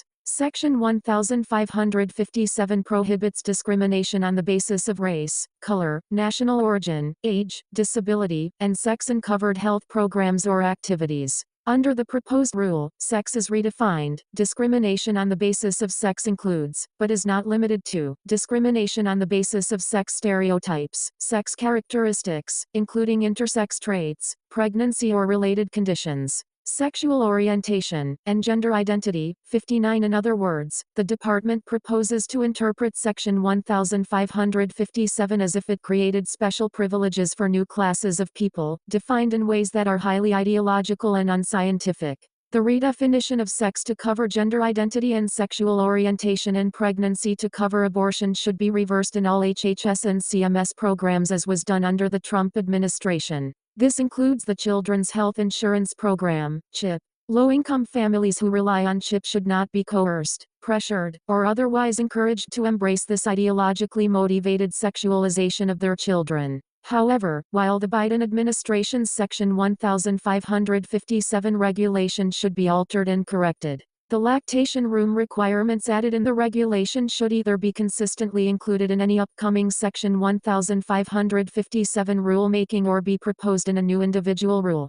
COVID-19 vaccination and mask requirements. Healthcare workers were praised for their self-sacrifice in caring for sick patients at the beginning of the COVID-19 pandemic, but then they were fired if they objected to receiving COVID-19 vaccines with or without complying with onerous masking requirements and regardless of whether they already had the virus and had gained natural immunity. With the disease being endemic and constantly mutating, vaccines and universal masking in healthcare facilities do not have appreciable benefits in reducing COVID-19 transmission throughout the community. Moreover, more recent COVID strains pose fewer health risks than the earlier strains, and the pandemic has been declared to be at an end. CMS should announce non-enforcement of the Biden administration's COVID-19 vaccination mandate on Medicaid and Medicare hospitals. Revoke corresponding guidance and regulations. Refrain from imposing general COVID-19 mask mandates on healthcare facilities or personnel. 476. Mandate for leadership. The conservative promise pay damages to all medical professionals who were dismissed directly because of the CMS vaccine mandate. Administration for Children and Families, ACFTANF. The Temporary Assistance for Needy Families, TANF, program is a federal block grant that gives states significant flexibility to fund a broad array of programs aimed at helping low-income families break the cycle of poverty and achieve economic self-sufficiency. States use TANF to fund monthly cash assistance payments to low-income families with children as well as a wide range of services that include work activities, work supports and supportive services, child care, administration and systems, tax credits, pre-K Head Start, child welfare, and other services. The TANF program serves 1.8 million individuals. Since 1996, when the program was reformed, federal TANF outlays have been $16.5 billion. The state match is $14.90 billion, bringing the total state and federal TANF investment to $31.4 billion. The TANF statute requires that states engage 50% of single-parent families in work for at least 30 hours a week, 20 hours a week for single parents with children under age 6. Though states have the option to waive the requirement for families with children under the age of 6, and most do, states also have 90% work requirements for two-parent families to engage in work for 35 hours per week. Because of the caseload reduction credit, states' work engagement targets are reduced if their assistance caseloads have fallen since 2005. As a result, 21 states had a work engagement target of 0% in 2017. Generally, states apply their work requirement only to beneficiaries receiving basic assistance, who account for 22.3% of TANF outlays. The Trump administration proposed a Supplemental Nutrition Assistance Program, SNAP, rule to increase program integrity and reduce fraud, waste, and abuse that would have prevented an individual from qualifying for SNAP simply because he or she received a pamphlet from the TANF program. 60. This rule defined non-cash benefits as those that are worth at least $50 a month and received for at least 6 months. The tenets of this rule should be applied to the TANF program as well. This definitional change would apply the TANF work requirements to any non-cash benefit worth $50 a month and received for 6 consecutive months. To increase transparency, HHS should clarify how states, in their quarterly and annual reports, ought to track and audit the outcomes from how they spend TANF funds to meet the TANF programs for statutory purposes. Additionally, TANF priorities are not implemented in an equally weighted way. Marriage, healthy family formation, and delaying sex to prevent pregnancy are virtually ignored in terms of priorities, yet these goals can reverse the cycle of poverty in meaningful ways. CMS should require explicit measurement of these goals. 477. Department of Health and Human Services Teen Pregnancy Prevention, TPP, and Personal Responsibility Education Program, PrEP. TPP is operated by the Office of Population Affairs and the Office of the Assistant Secretary for Health. PrEP is operated by the ACF Office of Planning, Research, and Evaluation. Both programs should ensure that there is better reporting of subgrantees and referral lists so that they do not promote abortion or high-risk sexual behavior among adolescents. CMS should ensure that sexual risk avoidance (SRA) proponents receive these grants and are given every opportunity to prove their effectiveness. SRA programs, both at ACF and at OSHA and both discretionary and mandatory, should be equal in funding and emphasis. Qualitative research should be conducted on both types of programs to ensure continuous improvement. In addition, certain provisions should be employed so that these programs do not serve as advocacy tools to promote sex, promote prostitution, or provide a funnel effect for abortion facilities and school field trips to clinics, or for similar purposes. Parent involvement and parent-child communication should be encouraged and be a part of any funded project. Risk avoidance should be prioritized, and any program that submits a proposal that promotes risk rather than health should not be eligible for funding. Site visits should be revamped to ensure adherence to these optimal health metrics, and a cost analysis of programming as compared to students served should be a metric in funding, taking into account that in certain cases, intensive programs will serve fewer students and can have more positive results. These same parameters should apply to sex education programs at ACF. Any lists with approved curriculum or so-called evidence-based lists should be abolished. HHS should not create a monopoly of curriculum, adding to the profit of certain publishers. Furthermore, lists created in the past have given priority to sex promotion textbooks. HHS should create a list of criteria for evaluating the sort of curriculum that should be selected for any sex education grant programs, both at OSHA and at ACF, with the aim of promoting optimal health and adhering to the legislative language of each program. Adoption reform. There are roughly 400,000 children across the nation on the waiting list for foster care and 100,000 awaiting adoptive families, and the opioid fentanyl crisis is putting more at risk every day. Unfortunately, many of the faith-based adoption agencies that serve these children are under threat from lawsuits, or else their licenses and contracts have been halted because they cannot in good conscience place children in every household due to their religious belief that a child should have a married mother and father. HHS, through ACF and the Assistant Secretary for Financial Resources, ASFR, should repeal the unnecessary 2016 Regulation 61 that imposes non-statutory sexual orientation and gender identity non-discrimination conditions on agency grants and return to the policy of maximizing the options for placing vulnerable children. 478. Mandate for leadership, the conservative promise in their forever homes. ACF and OCR should also survey their programs to consider whether additional waivers of HHS grant conditions, waivers the Biden administration revoked in 2021, are needed for faith-based agencies. Additionally, Congress should pass the Child Welfare Provider Inclusion Act 62 to ensure that providers and organizations cannot be subjected to discrimination for providing adoption and foster care services based on their beliefs about marriage. Office of Refugee Resettlement, or the Office of Refugee Resettlement should be moved to the Department of Homeland Security. Having health and welfare functions managed by HHS and border security functions managed by DHS has created intolerable failures in both. HHS and OR have forgotten their original refugee resettlement mission and instead have provided a panoply of free programs that incentivize people to come to the U.S. illegally. Even more troubling, OR has too often placed children into dangerous situations when releasing them into the country. Nearly all of HHS's care, custody, and placement of children is done through cooperative agreements with private agencies, many of which may have broken federal law by inducing or being accomplices in illegal immigration. Those arrangements could be handled far more effectively by DHS. Congress should reform the Trafficking Victims Protection Reauthorization Act 63 to transfer all OR duties for unaccompanied alien children to DHS and eliminate the Flores Settlement Agreement, 64 regardless of where OR's functions reside. OR staff and care providers should never be allowed to facilitate abortions for unaccompanied children in its custody, including by transporting minors across state lines from pro-life states to abortion-friendly states.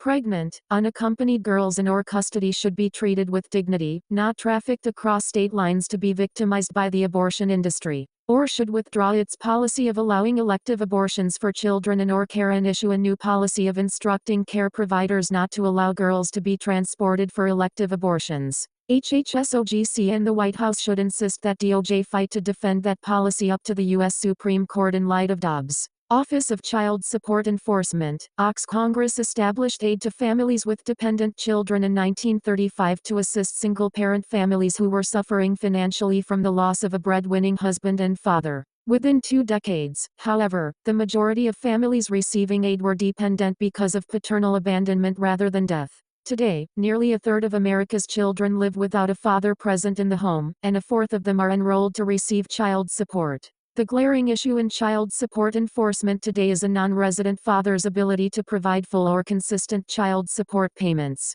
The literature reflects this divide, as fathers have been categorized as deadbeat dads, then as dead broke, 479, Department of Health and Human Services dads, and now as disconnected dads who do not commit to the mother and child. Child support in the United States should strengthen marriage as the norm, restore broken homes, and encourage unmarried couples to commit to marriage. Child support tax credit. National or state guidelines and tax law should be updated to ensure that non-resident parents with child support orders can receive a non-dependent child support tax credit. Single filers of up to $41,756 and married or joint filers of up to $47,646 would be eligible for a child support tax credit similar to the current earned income tax credit.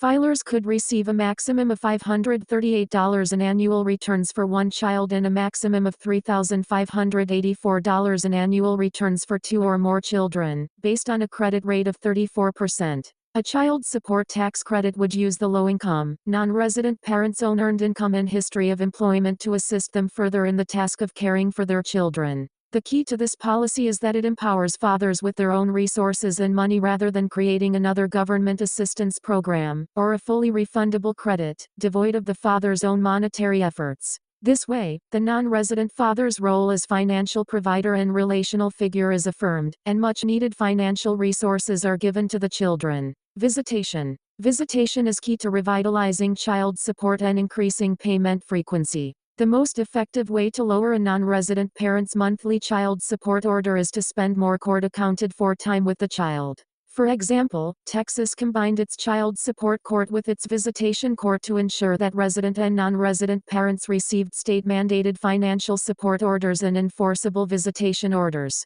Child support payment and interactive smartphone application. Each state should be induced to implement a high-tech, easy-to-use application to centralize child support payments. As with Venmo or Cash App, non-resident parents would link their bank accounts and provide one-click monthly payments, or contribute incrementally throughout the month while tracking how much is due. Additionally, the non-resident parents could track informal gifts from money, groceries, clothes, sports gear, and more through the app. This would address one of the main issues within current child support payment systems. Non-resident parents claim that they are spending much of their own money to provide for children outside of their monthly payments, and resident parents claim that they spend little and neglect their official child support orders. Currently, only the latter claim can be tracked reliably. This process would enable non-resident parents to track the amount of informal support they provide and the reason for it, while ensuring that the resident parent acknowledges and accepts the contribution. Healthy Marriage and Relationship Education, HMRE, program.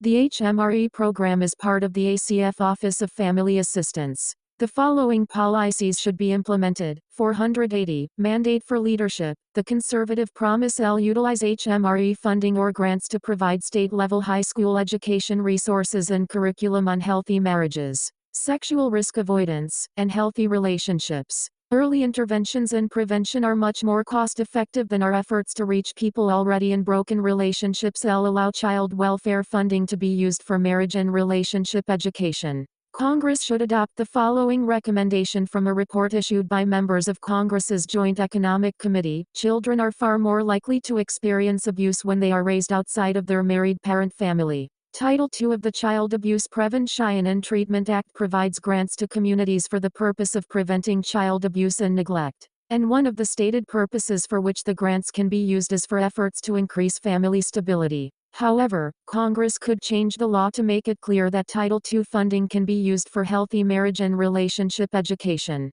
Funding provided under Title IV-B of the Social Security Act, which provides grants to states for foster care and adoption services, can also be used for promoting healthy marriage. States should consider using some of their Title IV B. Funding for providing healthy marriage and relationship education for families at risk of having their children placed in foster care. 65L. Provide educational information on healthy marriage and relationships at Title X family planning clinics. HHS should require clinics it funds under Title X family planning to provide information to customers about the importance of marriage to family and personal well-being and refer them to available federal, state, and nonprofit marriage resources. L. Ensure proper assessments with enough time to assess HMRE programs. Although some widely available assessments of HMRE programs report poor outcomes, many of these assessments either utilized a poor methodology or tried to measure programs' success prematurely. Recent assessments have shown increasing effectiveness and positive community-level marital outcomes. 66. The HMRE program should receive a fair and realistic assessment.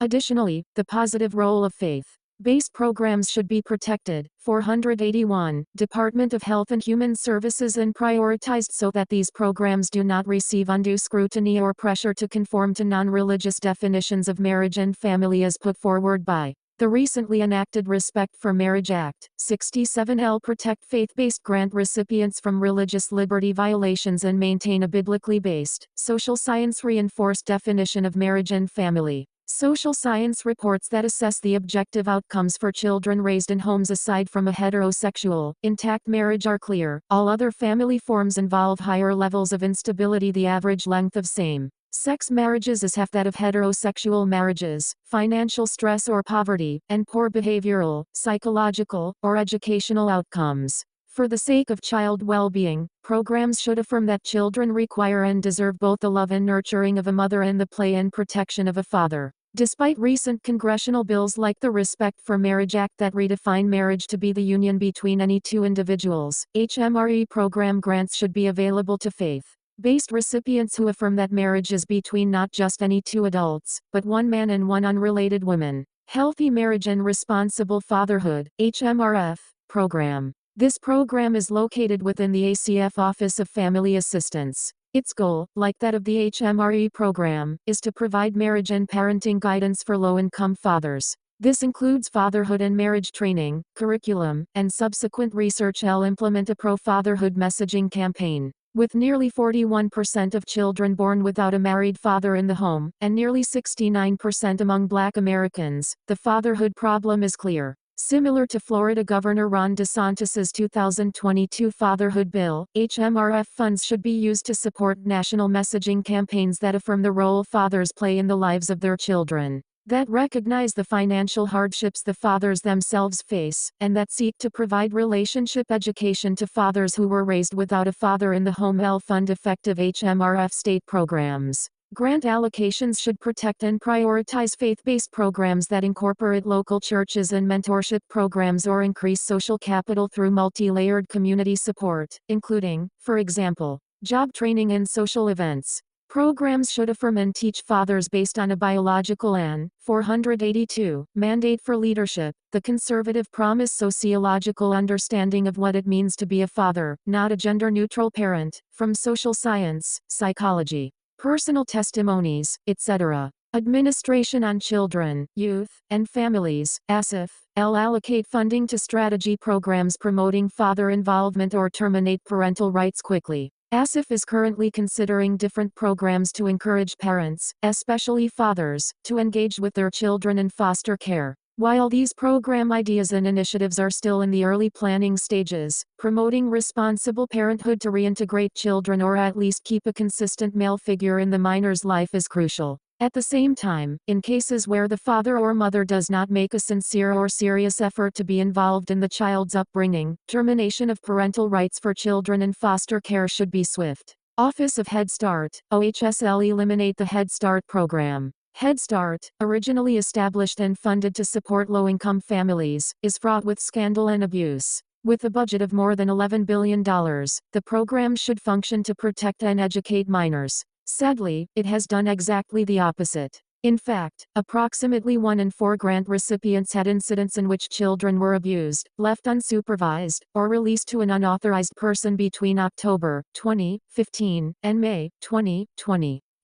68 research has demonstrated that federal Head Start centers, which provide preschool care to children from low-income families, have little or no long-term academic value for children. Given its unaddressed crisis of rampant abuse and lack of positive outcomes, this program should be eliminated along with the entire OHS. At the very least, the program's COVID-19 vaccine and mask requirements should be rescinded. Administration for Community Living, ACLL support palliative care. Physician-assisted suicide, PAS is legal in 10 states and the District of Columbia. Legalizing PAS is a grave mistake that endangers the weak and vulnerable, corrupts the practice of medicine and the doctor-patient relationship, compromises the family and intergenerational commitments, and betrays human dignity and equality before the law. Instead of embracing PAS, policymakers should focus on the benefits of palliative care, which works to improve a patient's quality of life by alleviating pain and other distressing symptoms of a serious illness. HHS-ACL should survey their programs to ensure that they are supporting vulnerable persons of age or disability and are not facilitating or encouraging participation in PAS. 483, Department of Health and Human Services readdress the National Strategy to Support Family Caregivers. While in theory the strategy aims to support family members with duties to care for older family members, the plan is overly focused on racial and LGBTQ+ equity. The strategy should be examined to establish an efficient plan to support caregivers and their families. There should also be a review of its COVID-19 policies. Health Resources and Services Administration, HRSA, Congress should allow CMS to use the 340B data that HRSA collects rather than having CMS conduct its own survey, especially in view of the U.S. Supreme Court's American Hospital Association v. Becerra decision. 69 The legislation should also create penalties for those who do not respond to HRSA's data collection. Legally define the locus of service as where the provider is located during the telehealth visit rather than where the patient is. With such a definition, states could continue to reserve their powers to establish the standards for licensure and scope of practice. The providers could ensure continuity and consistency of care no matter where their patients might move while maintaining the licenses that make the most sense for them. Americans are far more mobile and technologically advanced today than they were when most healthcare laws were written. Telehealth has become increasingly important, particularly during the height of the COVID-19 pandemic. It also has great potential in rural and other areas where there are shortages of healthcare providers. HRSA's Office for the Advancement of Telehealth includes a program known as the Licensure Portability Grant Program, which bolsters state efforts to reform licensing laws to maximize telehealth flexibility. HRSA does not have the authority through this office to dictate licensure laws. That power has typically been reserved to the states. However, telehealth across state lines, when permitted, is interstate commerce, which can be regulated by the federal government according to the Constitution. Restore Trump religious and moral exemptions to the contraceptive mandate. Also a CMS rule. HHS should rescind, if finalized, the regulation titled Coverage of Certain Preventive Services under the Affordable Care Act, proposed jointly by HHS, Treasury, and Labor. 70 This rule proposes to amend Trump-era final rules regarding religious and moral exemptions and accommodations for coverage of certain preventive services under the ACA. Preventive services include contraception, and 484, mandate for leadership. The conservative promise. It appears the proposed rule would change the existing regulations for religious and moral exemptions to the ACA's contraception mandate. There is no need for further rulemaking that curtails existing exemptions and accommodations. Require HRSA to use rulemaking to update the Women's Preventive Services Mandate. The contraceptive mandate issued under Obamacare has been the source of years of egregious attacks on many Americans' religious and moral beliefs. The mandate was issued as part of the Women's Preventive Services Guidelines, which were issued without any rulemaking that involved public notice and an opportunity to comment. Instead, HRSA issued and changed the mandate by simply posting changes to its website. HRSA also started off not requiring coverage of fertility awareness-based methods of family planning, then requiring them, and then removing the requirement without notifying the public.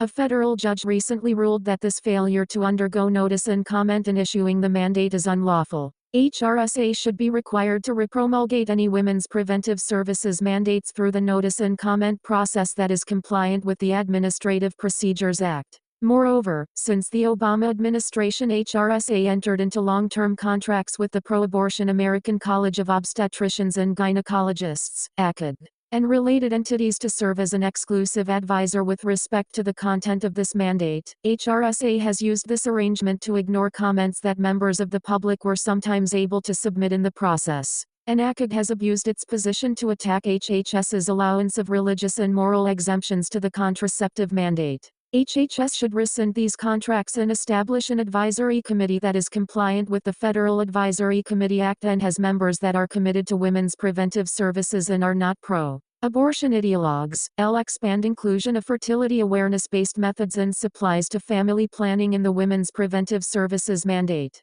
The ACA requires coverage of and prevents insurance plans from imposing any cost-sharing requirements on women who obtain preventive care and screenings as defined by HRSA. In 2016, HHS included instruction in fertility awareness-based methods as part of this requirement. However, in December 2021, HHS removed that language from its list without using the notice and comment process or giving any rationale, both of which are mandated by the Administrative Procedures Act. In August 485, Department of Health and Human Services 2022. A federal court blocked this attempt to eliminate health insurance coverage for fertility awareness-based methods of family planning from requirements that cover at least 58 million women, and the judge made his ruling permanent in December 2022. HRSA should promulgate regulations consistent with this order. HHS should more thoroughly ensure that fertility awareness-based methods of family planning are part of women's preventive services under the ACA. FABMs often involve costs for materials and supplies, and HHS should make clear that coverage of those items is also required. FABMs are highly effective and allow women to make family planning choices in a manner that meets their needs and reflects their values. Eliminate men's preventive services from the Women's Preventive Services Mandate. In December 2021, HRSA updated its Women's Preventive Services Guidelines to include male condoms after claiming for years that it had no authority to do so because Congress explicitly limited the mandate to women's preventive care and screenings. HRSA should not incorporate exclusively male contraceptive methods into guidelines that specify they encompass only women's services. Eliminate the week after pill from the contraceptive mandate as a potential abortifacient. One of the emergency contraceptives covered under the HRSA Preventive Services Guidelines is ulipristal acetate. Like its close cousin, the abortion pill mifepristone, ELA is a progesterone blocker and can prevent a recently fertilized embryo from implanting in a woman's uterus. HRSA should eliminate this potential abortifacient from the contraceptive mandate. Withdraw Ryan White guidance allowing funds to pay for cross-sex transition support. HRSA should withdraw all guidance encouraging Ryan White HIV/AIDS program service providers to provide controversial gender transition procedures or gender-affirming care, which cause irreversible physical and mental harm to those who receive them. Ensure that training for medical professionals, doctors, nurses, etc. and doulas is not being used for abortion training. HHS should ensure that training programs for medical professionals, including doctors, nurses, and doulas, are in full compliance with restrictions on abortion funding and conscience protection laws. In addition, HHS should, 486, mandate for leadership, the conservative promise 1. Investigate state medical school compliance with the Coates-Snow Amendment, 71 which prohibits discrimination against healthcare entities that do not provide or undergo training for abortion. 2. Ensure that the Accreditation Council for Graduate Medical Education, ACGME, complies with all relevant conscience statutes and regulations and that states have taken the affirmative steps, for example, by issuing regulations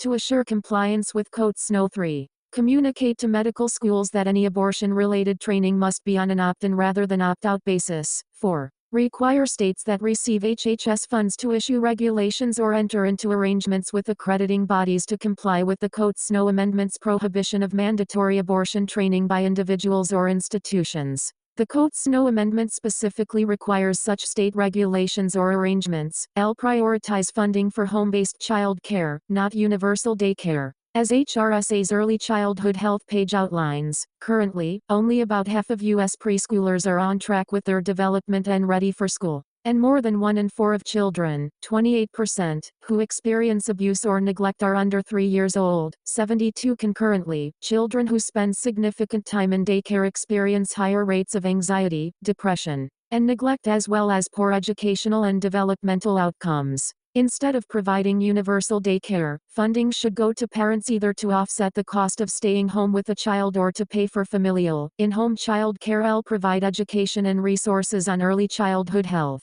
By partnering with new organizations like the Center on Child and Family Poverty, HRSA should provide resources and information on the importance of the mother-child relationship and child well-being. This should include relationship education curricula that equip mothers and caregivers to connect with and improve their understanding of their infants, toddlers, and young children. Maternal and child health.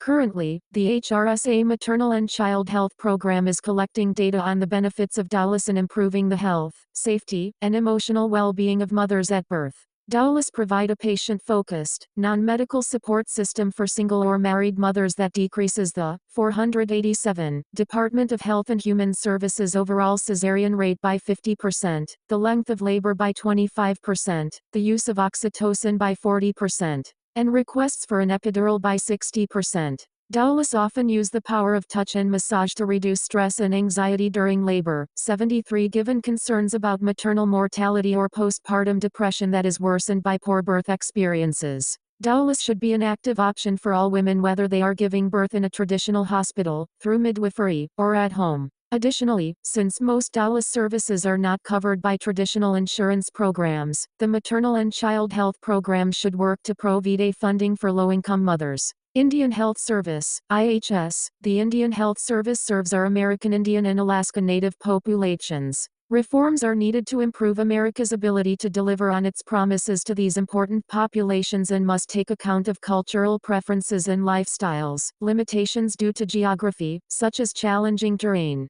and limited internet access. For example, contacting individuals within some of these communities and tribes during the COVID-19 pandemic proved to be difficult because many had transient addresses and unreliable cell service. During the transition to the Biden administration, IHS abandoned tribes as their sources of COVID-19 tests and vaccine supplies disappeared. It is important to guard against such situations in order to preserve these tribes' access to health resources during public health emergencies, FES. Even before the pandemic, services available to these populations through federal resources and personnel such as vision care, were often scarce or non-existent. Patients in these populations should be empowered to rely on alternatives to IHS through better access to private health care providers. Exploring positive reforms contained in the VA Mission Act 74 could reveal similar opportunities for increased options and access for American Indians and Alaska Natives. Rural health. A growing concern is the decreasing access to health care services for Americans living in rural, less populated areas. Many find themselves in regions that were not previously as rural as industries move away, taking with them economic prosperity and often medical providers. Others are in essential professions such as farming that by nature necessitate living in regions with fewer city accommodations and economic opportunities. Seeking space for one's family and cultivating the land are valued goals that are deeply rooted in America's fabric.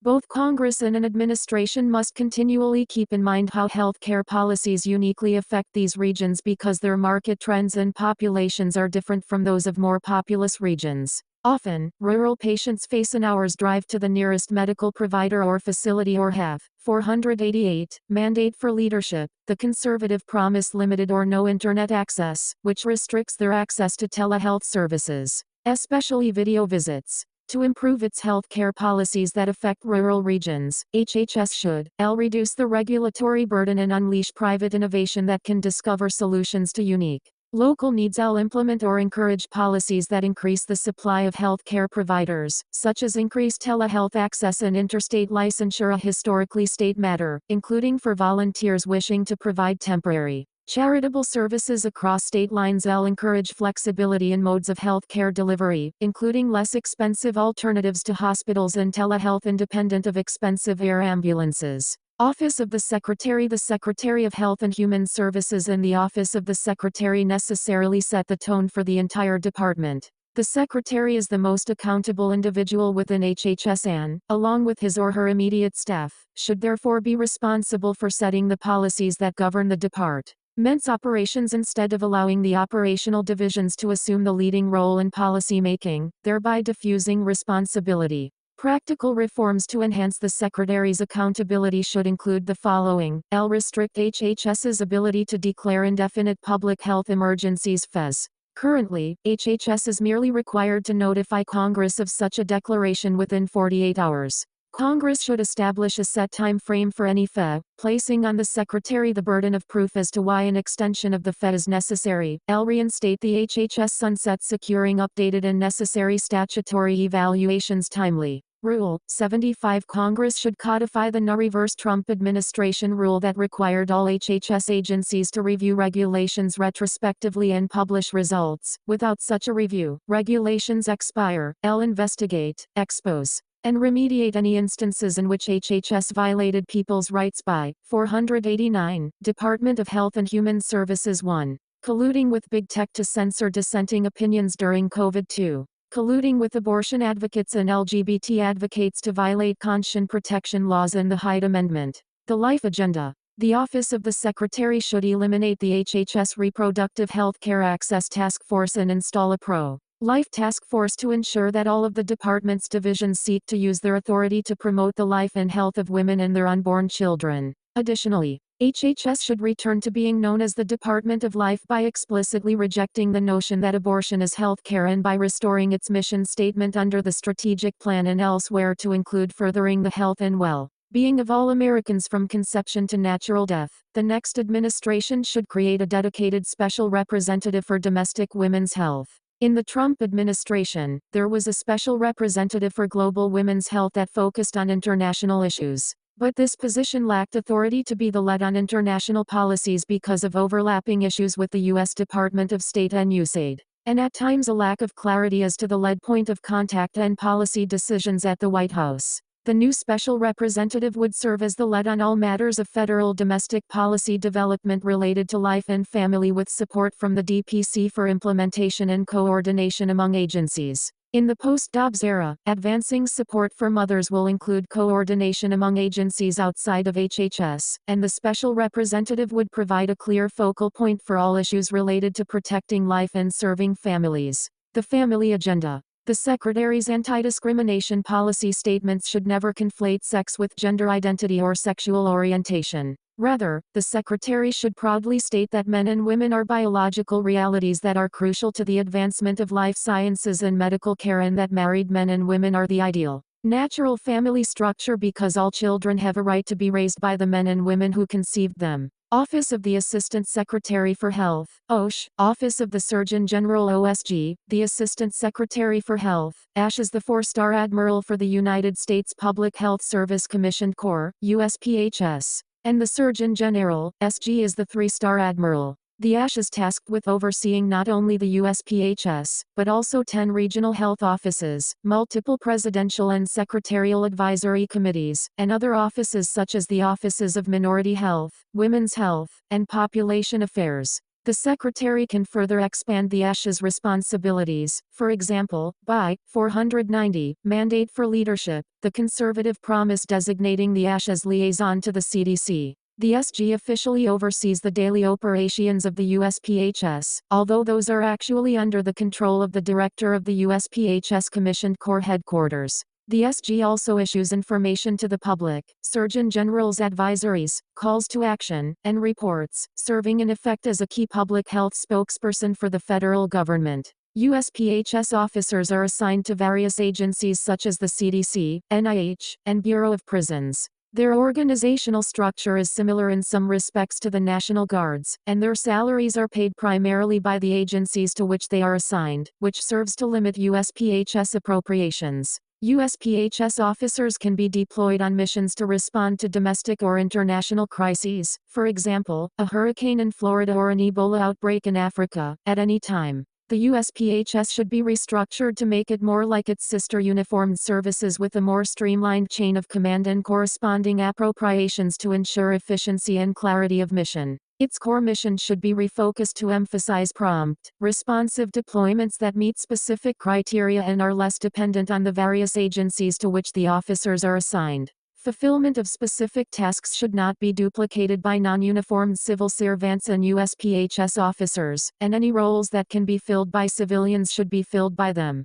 The ASH and SG positions should be combined into one 4-star position with the rank, responsibilities, and authority of the ASH retained but with the title of Surgeon General and some of the SG's communications responsibilities, which would include disseminating other HHS messages and sharing general medical advice without legal weight. The holder of this consolidated position, which should be filled by a healthcare provider, would be better positioned to ensure that the USPHS is properly focused and deployed. With such reforms, the supporting office, previously the OSHA and OSG, would be better equipped than other HHS offices or agencies to reduce silos and consolidate or eliminate duplicative functions. Congress should consider legislation that would require this office to take such actions or at least make such recommendations to the Secretary. Such legislation would require a thorough analysis of the various legal authorities impacting the department's current organizational structure. The position previously known as the Principal Deputy Assistant Secretary for Health should be combined with and have the title of Deputy Surgeon General and become a 3-star position with operational control including financial and deployment decisions.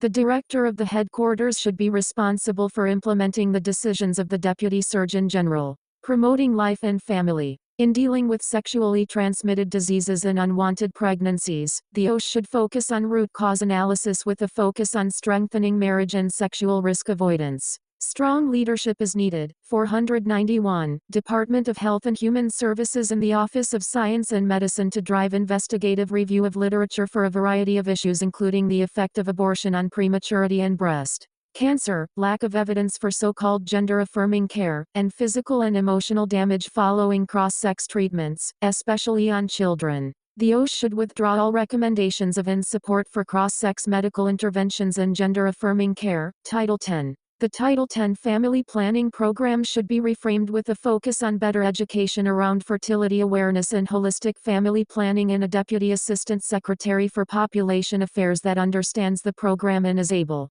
to work within its legislative framework, ideally, an MD. In addition, the Office of Population Affairs should eliminate religious discrimination and grant selections and guarantee the right of conscience and religious freedom of healthcare workers and participants in the Title 10 program. In 2021, HHS reversed a Trump administration regulation that required grantees to maintain strict physical and financial separation between Title 10 activity and abortion-related activity. 76 Under the Biden administration's regulation 77 Title 10 activity can be conducted alongside abortion activity without strict physical and financial separation. The regulation also requires grantees to refer for abortions despite sincere moral or religious objections. This effectively bans otherwise qualified pro-life grantees from participating in the program. HHS should rescind the Biden administration's regulation and reinstate the Trump administration regulation for the program. It should also do this quickly. The Biden administration completed its regulatory process and issued a final rule in less than 9 months, and expand the potential grantee population beyond abortion providers like Planned Parenthood.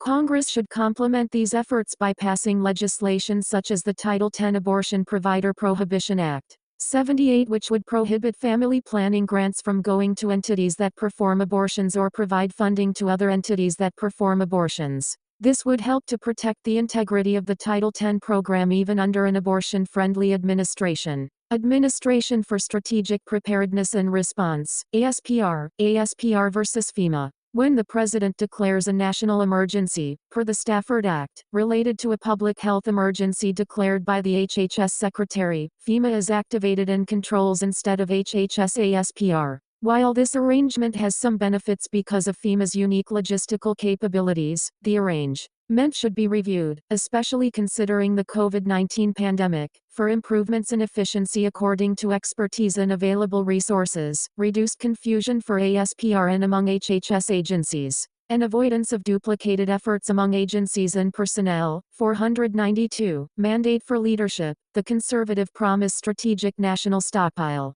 The President should invoke the Defense Production Act, 79, which is a form of temporary takeover of private enterprises, only in the gravest circumstances. The Strategic National Stockpile, SNS, should be reformed to consider the potential supply chain disruptions of pandemics or global conflicts. Also, during the COVID pandemic, many states received ventilators from the SNS and hoarded them in places where a rush of COVID patients needing ventilators never materialized. The SNS should clarify its mission as supplier of last resort to the federal government, state governments, or first responders and key medical staff, and should not portray itself as serving the public as a whole. Office of General Counsel (OGC). The Office of General Counsel is essential to ensuring that HHS is operating within the bounds of its numerous governing statutes. However, legal caution can outweigh practical necessity and often slows processes and decisions when time is of the essence. Such problems were evident both before and during the COVID-19 pandemic. Internal processes should be reformed to streamline necessary legal determinations during crises, and general processes should be reviewed for efficiency. OGC should also rescind its PrEP Act liability memo. OGC issued a PrEP Act liability memo that suspended application of civil rights and other laws in the context of the administration of covered countermeasures during the pandemic.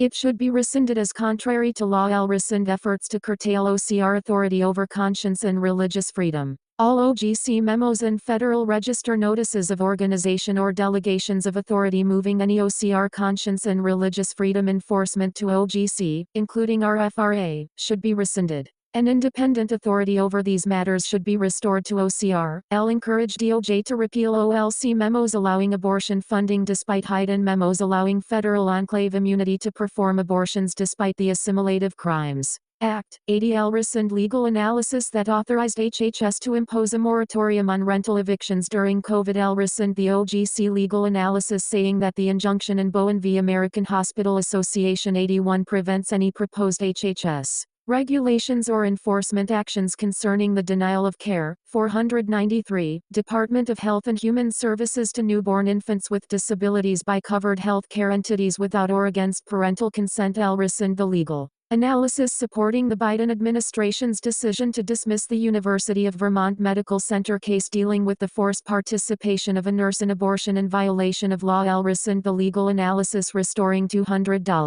million in Medicaid funds to California after having been found to be in violation of the Weldon Amendment by OCR. Office of Global Affairs, OGA. The Director of the Office of Global Affairs should have the title of Assistant Secretary so that he or she can adequately represent HHS and the Secretary and serve as the lead on global health diplomacy for the government. The designation Director is not understood to indicate the leadership role that this position holds in the international arena. In addition, all divisions that work on international health efforts should be responsive to requests and direction from the Assistant Secretary with coordination for all health diplomacy emanating from OGA. OGA should have a clear and consistent voice for the administration's pro-life and pro-family priorities in all international engagements. OGA should hold oversight authority for implementation of the Mexico City policy throughout all divisions. Every effort should be made to locate all OGA staff in the same building for better oversight and communication. Health attaches in various global locations should be trained in the administration's policies with clear expectations communicated and with accountability, including replacement,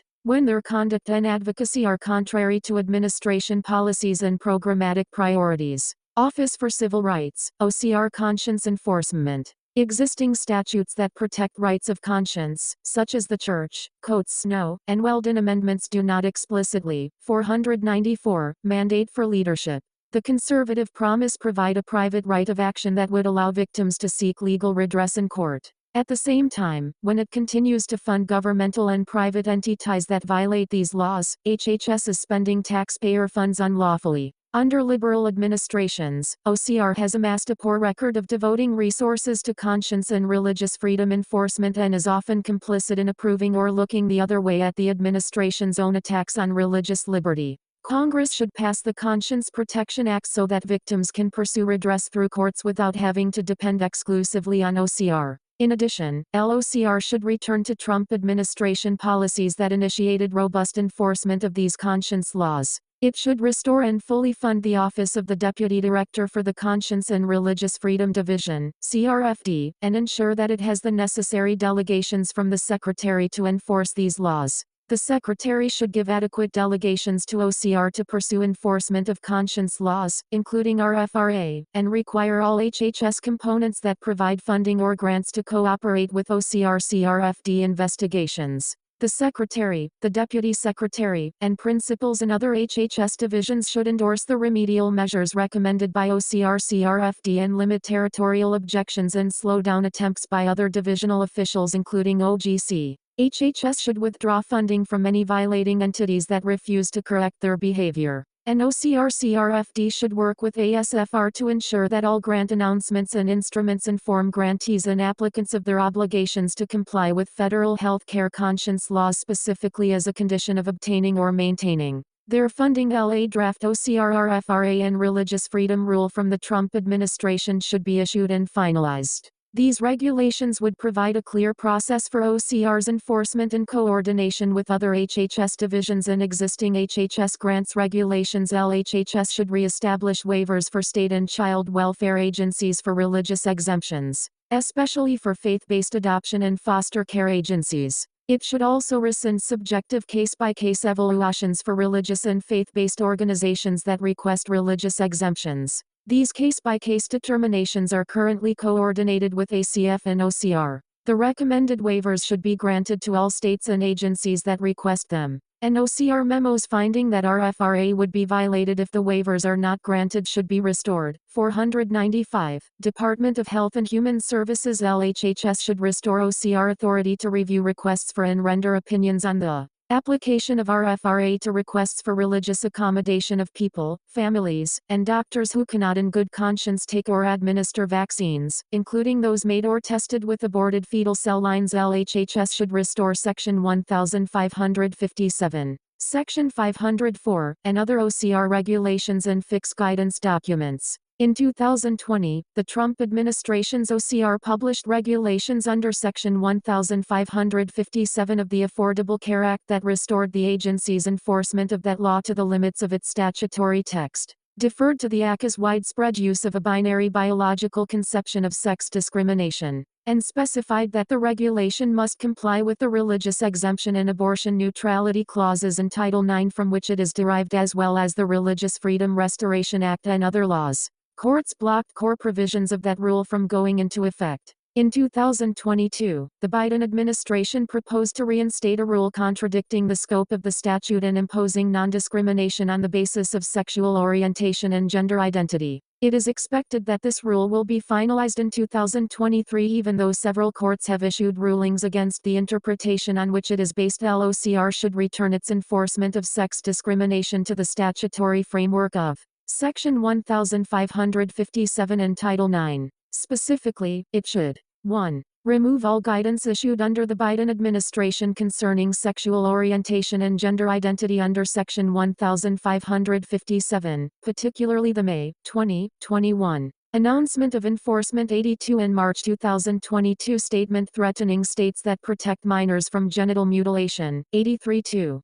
Issue a general statement of policy specifying that it will not enforce any prohibition on sexual orientation and gender identity discrimination in the Section 1557 regulation, and that it will prioritize compliance with the First Amendment, RFRA, and federal conscience laws in any case implicating those claims. DOJ should commit to defending these actions aggressively against inevitable court challenges, including under cases such as Heckler v. Cheney 84, 496, Mandate for Leadership, The Conservative Promise 3. Issue a proposed rule to restore the Trump regulations under Section 1557, explicitly interpreting the law not to include sexual orientation and gender identity discrimination based on the textual approach to male and female biology taken by Congress and the ACA. The need to recognize biological distinctions as part of the sound practice of health care, and the need to ensure protections of medical judgment and conscience. DOJ should agree to defend this rule to the Supreme Court if necessary. 4. Issue a general statement of policy announcing that it plans to enforce Section 1557 discrimination bans by refocusing on serious cases of race, sex, and disability discrimination. In particular, OCR should highlight its 2019 investigation and voluntary resolution agreement with Michigan State University based on the sexual abuse of gymnasts by Larry Nassar. OCR should also coordinate with the Department of Education on a public education and civil rights enforcement campaign to ensure that female college athletes who become pregnant are no longer pressured to obtain abortions. Pursue race discrimination claims against entities that adopt or impose racially discriminatory policies such as those based on critical race theory, and announce its intention to enforce disability rights laws to protect children born prematurely, children with disabilities, and children born alive after abortions. 5. Issue and finalize the Trump-era draft disability rights regulations concerning crisis standards of care and use of quality of life adjusted years, CALIs, and reissue and finalize a disability regulation, withdrawn by the Biden administration, that prohibited discriminatory application of assisted suicide and denial of life-saving treatments for disabled newborns. LOCR should withdraw its pharmacy abortion mandate guidance. OCR should withdraw its obligations under federal civil rights laws to ensure access to comprehensive reproductive health care services guidance for retail pharmacies. 85, which purports to address non-discrimination obligations of pharmacies under federal civil rights laws and in fact orders them to stock and dispense first trimester abortion drugs. The guidance invents this so-called requirement and fails to acknowledge that pharmacies and pharmacists have the right not to participate in abortions, including pill-induced abortions, if doing so would violate their sincere moral or religious objections. Moreover, no federal civil rights laws preempt state pro-life statutes. 497. Department of Health and Human Services LOCR should withdraw its Health Insurance Portability and Accountability Act, HIPAA, 86 guidance on abortion. OCR should withdraw its June 2022 Guidance 87 that purports to address patient privacy concerns following the Dobbs decision but is actually a politicized statement in favor of abortion and against Dobbs. HIPAA covers patients in the womb, but this guidance treats them as non-persons contrary to law. The guidance is unnecessary and contributes to ideologically motivated fear-mongering about abortion after Dobbs. Author's note: the preparation of this chapter was a collective enterprise of selfless individuals involved in the 2025 presidential transition project. All contributors to this chapter are listed at the front of this volume and include former officials in the U.S. Department of Health and Human Services and other agencies, as well as academics, attorneys, and